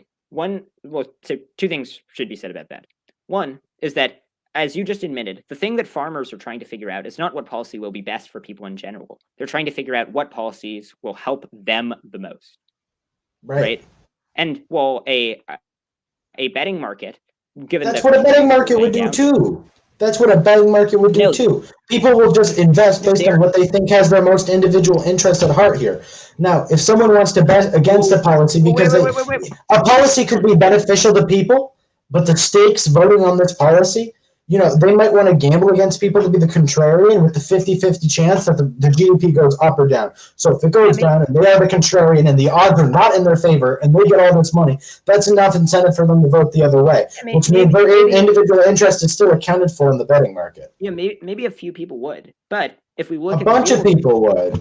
Well, but if we look at the real world, we see that bet prices are generally quite efficient and that they generally mirror or bet the best information that we have on the odds, which is why betting markets outpredict political experts. But the point of what I said, that they're trying to do what's best for themselves rather than do what's best for people in general. The point of that was to just say that if they're betting on who they think will help them the most, they're not going to be betting on who they think would be best for the country generally, but who they think would be best for themselves. Well, if we set up a betting market correctly, then a betting market would be aligned for what would be best for people generally, because what's best for my thing with the GDP plus. But the second point, and this is the more important point, is that each individual voter is very unlikely to change the results of the election. So a bunch of individuals will make a difference. Wait, Dylan. So each individual voter is unlikely to change the result of the election. So each individual voter has no incentive politically to do adequate research to figure out which candidate is better. Each individual voter, if you're a voter in a swing state, you only have about a 1 in 10 million chance of flipping the results of the election. And if you're a voter who's not in a swing state, your odds are essentially zero. So given that, what people in a democracy currently are doing is voting in ways that generally signal to other people that they're virtuous people and about how good they are. They don't have an incentive to figure out what policies would work because the odds that their vote will have any effect are 1 in 10 million if they're in a swing state and 0 if they're not. So the thing is I still think that people have the whole concept of every vote counts. People still only go out and vote and only go out and expend resources on going to vote initially because there is like an initial, you got to drive a car to get to the voting place, you got to walk or whatever it takes. You got to make sure you have ID. You got to pay for that government-issued ID. There's already stuff at stake for them, which still makes it so they'll only go out and vote if it's worthwhile for them. But the phrase "every vote counts" should be ended with a qualifier a little bit, because any individual is incredibly unlikely to flip the result of the election. I agree with you, but a bunch of individuals who get discouraged from this whole "my vote doesn't matter" thing, that still leads to a lot of individuals. Do you remember in the year 2000 when Al Gore ran against what was it? Who was it? George W. Yeah. Right. You remember how many votes that election got thrown by? What was it? 3,000? It was, I think, in Florida. I think it was like 550 or something. Oh, that's even less. That's like that's a concern. So every vote, practically in the real world, every vote does matter. People do, Dylan, and if a bunch of people get discouraged, then they're not going to go vote. Yeah, that's fine, but it's not responsive to that point. I'm not making the claim that people shouldn't go out and vote. I think that you morally should go out and vote, assuming you're voting for the right candidate, because even though your odds of flipping the election are very low, if you vote for the right candidate, that can have such a major effect that it is, I think, morally quite good to vote. Okay.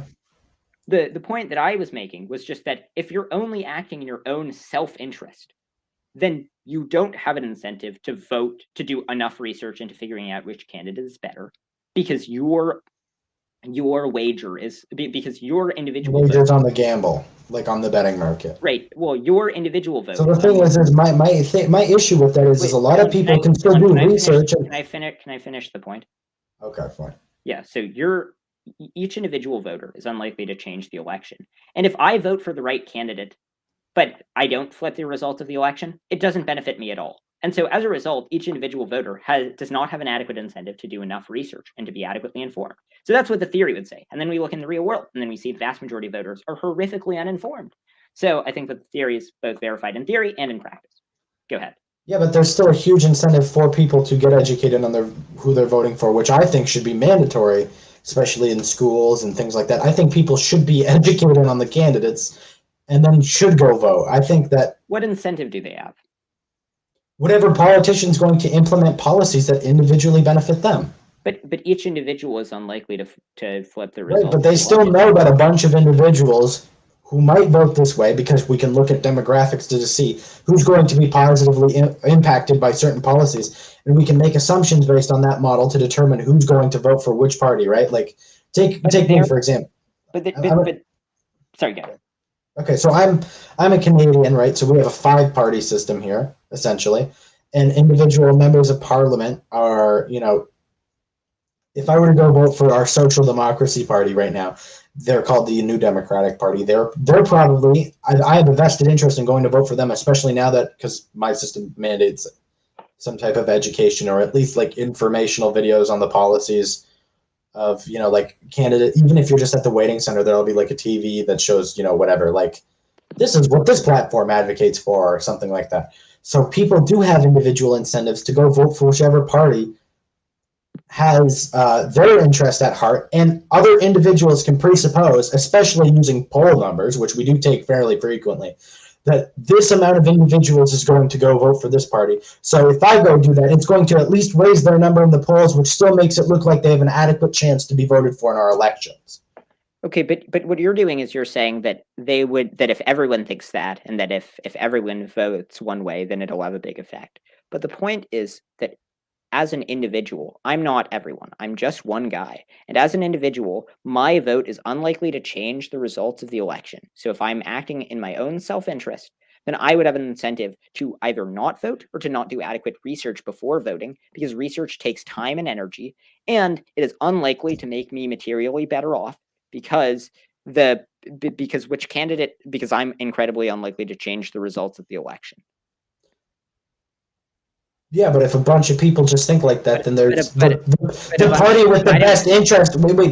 If a bunch of people think like that, then a bunch of people aren't going to go out and vote, which means a bunch of people know that the party which is in their best interest is not going to get elected into power, or at least is likely to not get elected into power. But I'm not a bunch of people, and I have no control over whether a bunch of people will think like that. I only have control. Which is why we make estimations, because I would go and vote for the Marxist Party of Canada right now if I thought my individual vote would help them get in power. But the New Democratic Party, to get socialist policies implemented, is still my best bet, because I look at the polling numbers and I see how many people vote for them annually. So if I increase their likelihoods of getting into office with my individual vote, and I know that their platform is going to help further my personal interests, then I will still go out and vote for this party. And to deny a bunch of people who think like that, because there are tons of people who think like that, like this is why we all just don't go vote for the Marxist Party of Canada.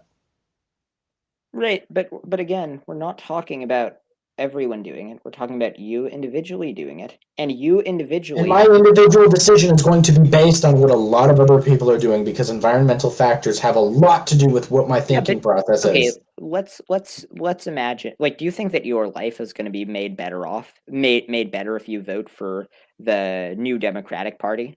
Well, yes, we have a parliamentarian system here, and a lot of our candidates. So, like the party that gets into power here is the leader of the party that gets the most seats in parliament. So there's like a huge interest, because only about 5,000 to 10,000 people go out and vote for an individual district's member in the riding here. So like my vote now has like a 1 in 10,000 chance, which I still think is enough for me to go out and drive. Plus I get to take into account all the other people who are going to vote in my way to get a parliament member who will act in my own interest. Okay, but wait, so you have a 1 in 10,000 chance of influencing what? Okay, so our federal parliament district members, so like this is an approximation for each riding, about 10,000 people will go and vote in each riding, 10 to 20. And if I go and I vote for the New Democratic Party of Canada and our member in our riding gets elected to power, at least I know that this person who is essentially a congressperson, they get into power and they're going to push for policies that positively impact me. Okay, so you have a 1 in 10,000 chance of doing the equivalent of adding one extra senator for your party. Well, yeah, it's more like a Congress Right. member. So let's say that let's imagine that it took you 50 hours to figure out which political party was the best. Okay. It took me about half an hour. And a lot of people have half an hour to do research into parties whose platforms align with their ideals. But I don't think that you can do it 50 hours is a high ball. You can read over the platforms because they lay them out on their websites, and they give little bullet points, and it takes maybe an hour to read through each candidate's website. There's a pretty high chance that you're wrong about politics, or at the very least, there's a pretty high chance that the majority of people who do that a lot of people who spend as much time looking at politics as you do are completely wrong about politics, right? I'm sure they're completely wrong, but they might vote a certain way because they think they have a vested interest that way. So no matter how much research they do, it's not really going to change their mind. But Dylan, that's the point. The point is that a lot of people are single policy voters. Right. But the point that I'm making is that in a democracy, each individual person is unlikely to flip the results of the election, and so they don't have an incentive to do enough research to figuring out who's the best candidate. Right, but the presuppositions that a party, which will really positively impact me, which the New Democratic Party will if I vote them into power, that presupposition, along with the poll numbers, the data that we've acquired from knowing all the other people who are going to vote similarly to me, is absolutely enough incentive to go get me out there. But you have a 1 in 10,000 chance of influencing of getting one extra person added to the Canadian equivalent of the Senate. So and one extra person being added won't have that much of an effect. It will have an effect on me. That's absolutely untrue. It will have some effect, but it won't have an effect that's substantial enough to get you to do the adequate research. Right, but when I look at the poll numbers, and I see all the other people who are voting my way, especially federally, because there's been a rise in this social democracy leading party, to go vote each way, there's absolutely incentive for me to vote. You're just looking at this like it's some kind of vulgar, like my one vote doesn't matter thing. It's like not true. You can look at like any TV, and they'll show news, they'll show polls. They show this all in like a matter of seconds. You don't even intentionally have to pick up on the information. Dylan, I'm not denying that people will vote. I'm denying that people will do adequate research and figure out who the best candidate is, and then do enough research to be able to form reliable beliefs about who the best candidate is. And then so there's several levels at which I disagree with that on. A bunch of people have a vested interest in learning about who to vote for because it is going to positively or negatively impact them. Secondly, a bunch of people who live around, this is just an anecdotal thing, but a majority of Canadians absolutely have a vested interest in, people still go back and watch our federal debates. The view counts on them are gradually increasing daily by thousands. So people are interested in learning about the politics of our present, the politics of our past. Plus, there's marketing campaigns by each party in an effort to propagandize people through, this NDP party has a huge following on TikTok. Yeah, they're indoctrinating young people, and they're going to get them to go out there and vote for them. Yes, I agree with you about that. But so people have an incentive to do politics to the extent that politics is entertaining for them. And politics is entertaining for a lot of people. But I presume that you would not find the same number of people scrolling through Google Scholar articles and looking at all the relevant peer-reviewed literature on it. Because people do politics because politics is fun and allows you to make friends and feel like you're part of something bigger. People don't do politics to make sure that they're voting for the better candidate. People don't do the thousands of hours of research necessary to figure out if you're correct. You really think it takes thousands of hours of research to learn whether a candidate's going to be better for you or not? Because there's broad policy statements that each party makes about what policies they're going to implement.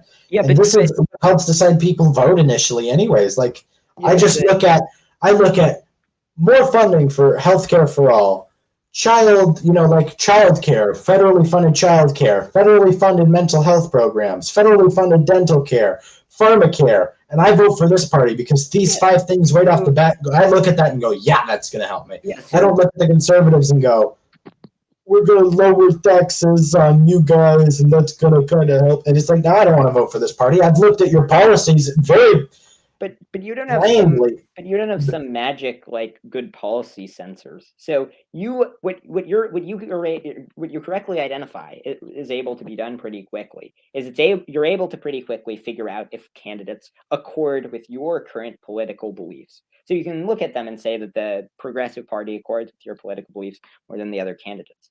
But you're not able to quickly figure out if your current political beliefs are correct. Okay, but no one is. No one is able to predict whether they're correct at all. But everything's based off of estimation, so you're making you're either making the supposition that everyone's going to sit and do thousands of hours of research, and that's how we've all come to our political conclusions, or B, that everyone is like just not going to vote because they know I haven't done thousands of hours of research. I'm not going to vote. No. This is the point of what I was saying. Is that right now people don't have an incentive to do the thousands of hours of research and figure out if policies are good or bad. But under a Futarki, they would. Because under a Futarki, if you figure out that people with a lot of money would have an incentive to hire consulting firms that do thousands of hours of research and figure out if policies would be good or bad. Because if they correctly identify if the policy would increase GDP plus or not, that could increase the amount of money they have by millions or billions of dollars, by a huge amount. And so there is an incentive. But if you look at the other end of the coin, like I laid out with the progressive tax rate, there's also incentive for them to vote against it too. They don't care about the vested interest of the GDP plus of the general population. They only care about whether they're going to make money on it. We already went over the market manipulation point, and you and I disagreed. But then when we look at the empirical data in the real world, we see that there's fairly minimal market manipulation. Right, and I'm saying that this theoretical gap, which is a huge gap considering, especially because you laid out the number on how often market guesses are correct, which is still more efficient than the available information, but that tied in with the market manipulation thing is still not enough to get me on board with it, whether like you think that or not. That's the issue I have with it. It's still theoretically flawed with that one point. As well as supposing that everyone's happiness is going to get elevated by them rescinding ability to participate in the democratic structure and giving it over to rich people and hoping that they are going to make everyone else's lives better. Yeah, so we should wrap this debate up in about 10 minutes, right? But we covered the market manipulation point, and you and I disagreed about in theory whether this is likely to occur or not. I think that I was definitely right about that. You think that I'm not right about that. But what we generally should do is, when we have a long-standing theoretical disagreement that we can't resolve, is we should look at what happens in the real world. And when we look at what happens in the real world, we see that the predictions that I'm making seem to be borne out, and the predictions that you're making seem not to be borne out. But I don't like to make gambles based on information when this is such a system with a big theoretical gap like this. Whether or not it's practical, this is a gamble I am unwilling to take. Oh, well, I agree with you, right, that it's possible that a Futarki won't work out for a myriad of reasons, which is why I would support trying it first at like a city level and seeing how that works. Okay, maybe I'd agree with you on that then, but the way we've been talking about this is like we're presupposing a Futarki on a federal level, which has made it difficult for me to agree with you initially as well. So what I think we were discussing throughout the course of this is whether we think that Futarki would work in a broad scale. Now, I think that's my issue with it in the broad scale. If individual people want to implement it on a municipal level, I just need to say this. I need to get this point done. Okay.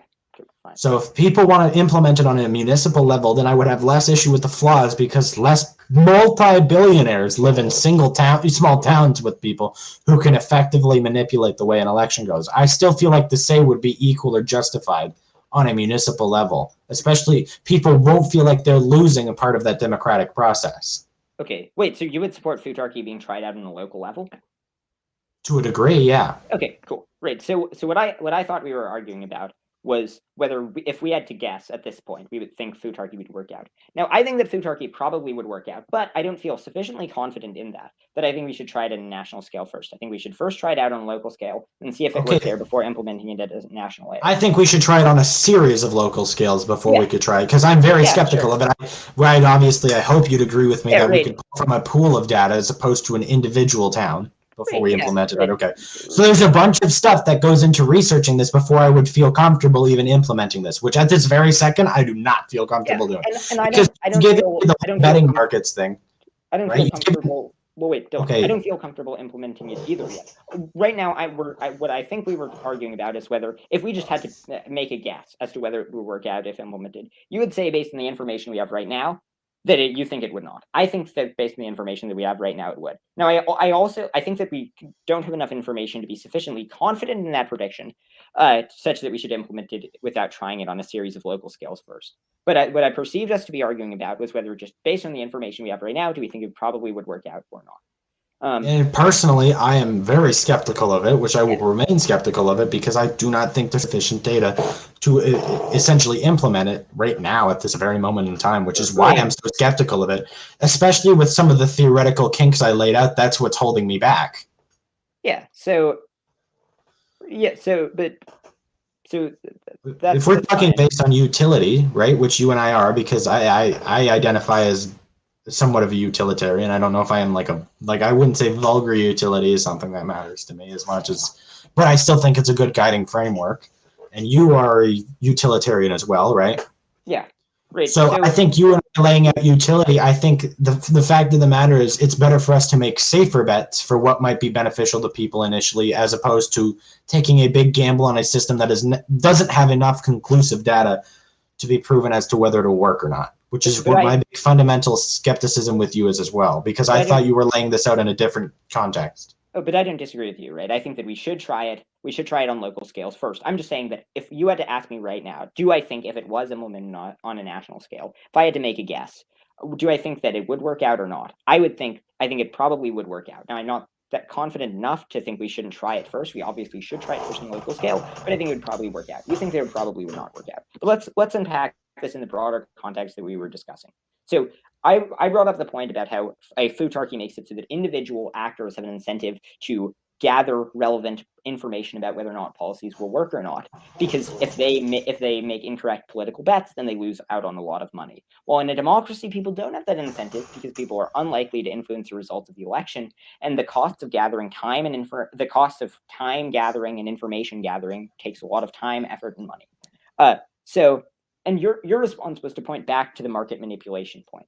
But so we disputed the market manipulation point, but if the market manipulation point turned out to not be true, would you agree that the element of Futarki that makes it so that people have a financial incentive to figure out what policies would work and then implement them, that would be something that counts in favor of Futarki?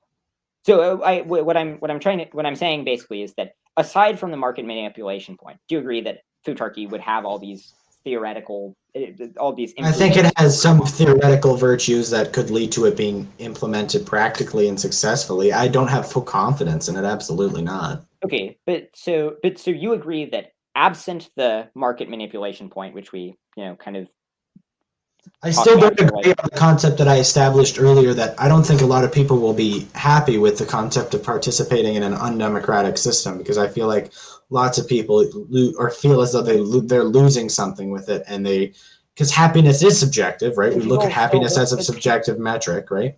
We did agree upon that. That's happiness is a subjective thing.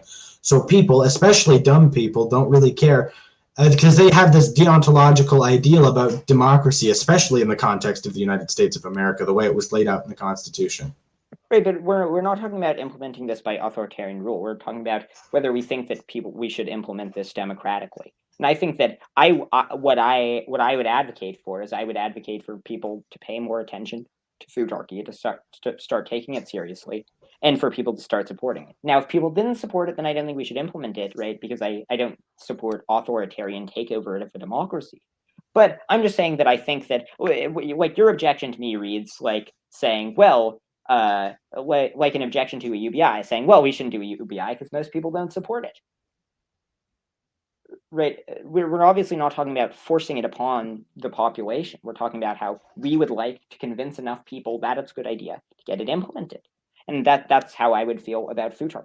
And you've agreed that there are major problems with democracy of most voters being very uninformed that would be resolved by Futarki, assuming that the market manipulation point wasn't a problem, which maybe it would be. I still think a better way of resolving the problem that we have a series of uninformed voters is mandating like education in the school curriculum on parties and party issues. That's what it, like. Well, but I don't think that. I think that even if we get everyone up to speed such that people are as informed as experts and grant that they have the relevant incentives, and even if we were to grant that somehow the information that you learn in schools will be relevant and allow you to form expert views upon every political issue that accrues over the course of your adult life, which are all obviously untrue assumptions. Even if we're to grant all that, it still doesn't solve the problem of betting markets being way more reliable than experts in a variety of domains. Right, but it's still a safer bet in the immediate, as I've laid out my fundamental flaws, which is why I think it's probably beneficial that we advocate for that initially. Like, if you ever were to implement a Futarki, then you'd still probably want educated people democratically voting for it in, because you don't want a series of uneducated people voting for something they don't understand. Because if a bunch of people just hear, "Woo, gambling system, let's all go out and make money on politics," and they vote for it, then you're going to have a bunch of uneducated people voting for a Futarki. Yeah. So I'm still under the idea that democracy is the best system, but it still sucks. Yeah, so I would agree with you that we should have more political education in the United States and in other countries. And you would agree with me that we should try Futarki on a small scale. Now, you think that it probably wouldn't work out great. I think that it probably would. I think it would be only practical on a small scale. I feel like manipulation because I feel like people who have too much wealth, or maybe a Futarki could be a positive thing implemented in a socialist society, but I feel as though the oligarchic nature of market manipulation is still a concern. Okay, what if we implemented Futarki, but we made it a rule that I would have less of a problem if there was a price cap on how much people could invest each way. Okay, so if there was a price cap, would you support Futarki? Yes, but the price cap would really not have, like, it would still be, like, it would be a really low price cap, I'm going to be honest. So let's say the price cap was $200,000. $200,000 is way too much. But the concern that you brought up about manipulation was that small numbers of actors would be able to manipulate the market. Surely $200,000 is nowhere near enough to manipulate the market and to. See, on a scale it is, though. If we're talking about on a municipal level, then $200,000 is quite a lot. Sorry, to be clear, I'm talking about on a national scale. Okay. Would you support on a national scale Futarki? Well, obviously, we should try it on a smaller scale first. But if you had to just make a guess as to whether or not Futarki on a national scale with a price cap of $200,000 would work out, would be better than the current system. I don't know if we'd be better than the current system, but I feel like it's very plausible that it could work. Okay, so you think that it would be why do you think it? It has potential. It has potential. Why do you think it might not? I still think the notion that people feel as though they're democratic, their participation in the process is still going to decrease happiness to a certain level. But if we got around enough people to support it, such that that wasn't a concern, such that people did not feel, such that people's lives wouldn't be made worse by being part of a Futarki, because most people supported Futarki, and people are still voting upon the values that they want the Futarki to be optimizing. If we could are we still going to democratically vote in the legislators who write up the policies initially? Yeah, and yes, if that's the way that it works. But the more important thing that they're voting on is that they're voting on the function that the Futarki is optimizing. So they're voting on so the Futarki maximizes GDP plus. They're voting on exactly what goes into determining the GDP plus. So the things that would get me to support this are, first things first, there would have to be constitutional, unalienable parts of the Futarki in terms of policy. Okay. Like, you can't break the price cap, you can't break the trust laws, you can't do a bunch of stuff, because I still feel like there needs to be constitutional elements to work out the kinks. It can be revoked with a certain number of people who democratically vote for it to be revoked. Legislators still get democratically elected, and it's only the policies that get decided through a direct Futarki. Then maybe I'd support it, and it would likely be better than the current system, barring the flaws that I still think it would have, as most systems do have flaws, however. But if we instituted a price cap, you think that it would avoid the flaws that you think it would have that the current system doesn't? The current system, yeah, no, I have a lot of problems with the current system. Okay. Because I still think politicians can be bought and sold regardless. And you know me, very radically left wing. My goal is to abolish rich people. Period. Yeah. Okay. So I think that we resolved some of our disagreements, and we found a system that we could both get behind relative to the status quo. We obviously have more disagreements that have to be worked out, but Futarki discussion. The theoretical literature surrounding Futarki is in its infancy. Hopefully, we'll be able to people will be more able to converge the more discussion and debate there is about it, and the more research there is about it. But so I don't have anything. I don't have anything else to say. We've been going for about 2 hours. Dylan, do you have anything else that you want to add? Yeah, I just want to say most of my issues with it were in the vulgarity of the nature that it sounded like it was being implemented in at the beginning, because you just said raw Futarki time, and I was like, ooh, there's some kinks that we should definitely work out. Wait, the vulgarity? Yeah, with the vulgarity of it just being an open betting market with no restrictions in terms of price cap. Wait, what do you mean by vulgarity? Like, I thought the fact that we didn't initially discuss the just the implementation of it. It's kind of a 0 to 100 thing, right? It was like just, because if we discussed the doing more research on it aspect first, then having a constitutional Futarki, then the stuff, then I probably would have agreed with you initially as well. Okay, and then cool. The revoking of it, right? I still have my issues with it on a fundamental level, and I do prefer a democratic system as of the moment, but I can be convinced when presented with new information. I don't think that's I really think people are quite stupid if they don't change their mind being presented new information. So there is that as well. Okay, great. Futarki, I think, would work better in my ideal economic structure, considering wealth inequality is much lower. Well, I said that was going to be the last thing, but just one other thing that I would add is that I think not obviously, but I don't agree with you about your ideal economic structure being best. But if you think that that smart people who do tons of research about it would generally conclude that your economic structure is best, then I think that a Futarki would be that rather than us needing your system first and then Futarki, a Futarki would be a way to get your system. Because the better. I disagree with that. I think the way that Futarki would work best is if my system were implemented, because of the wealth inequality would make people much more, or the lack of wealth. But wouldn't a price cap just solve that? A price cap would solve that initially, but I feel like the only way to democratically kind of get something like that in there first and foremost is because we have to deal with the problems of transitioning the current structure to a Futarki, which means billionaires are still going to lobby politicians. Right, so they're going to be like, don't put this price cap on initially. Don't do that.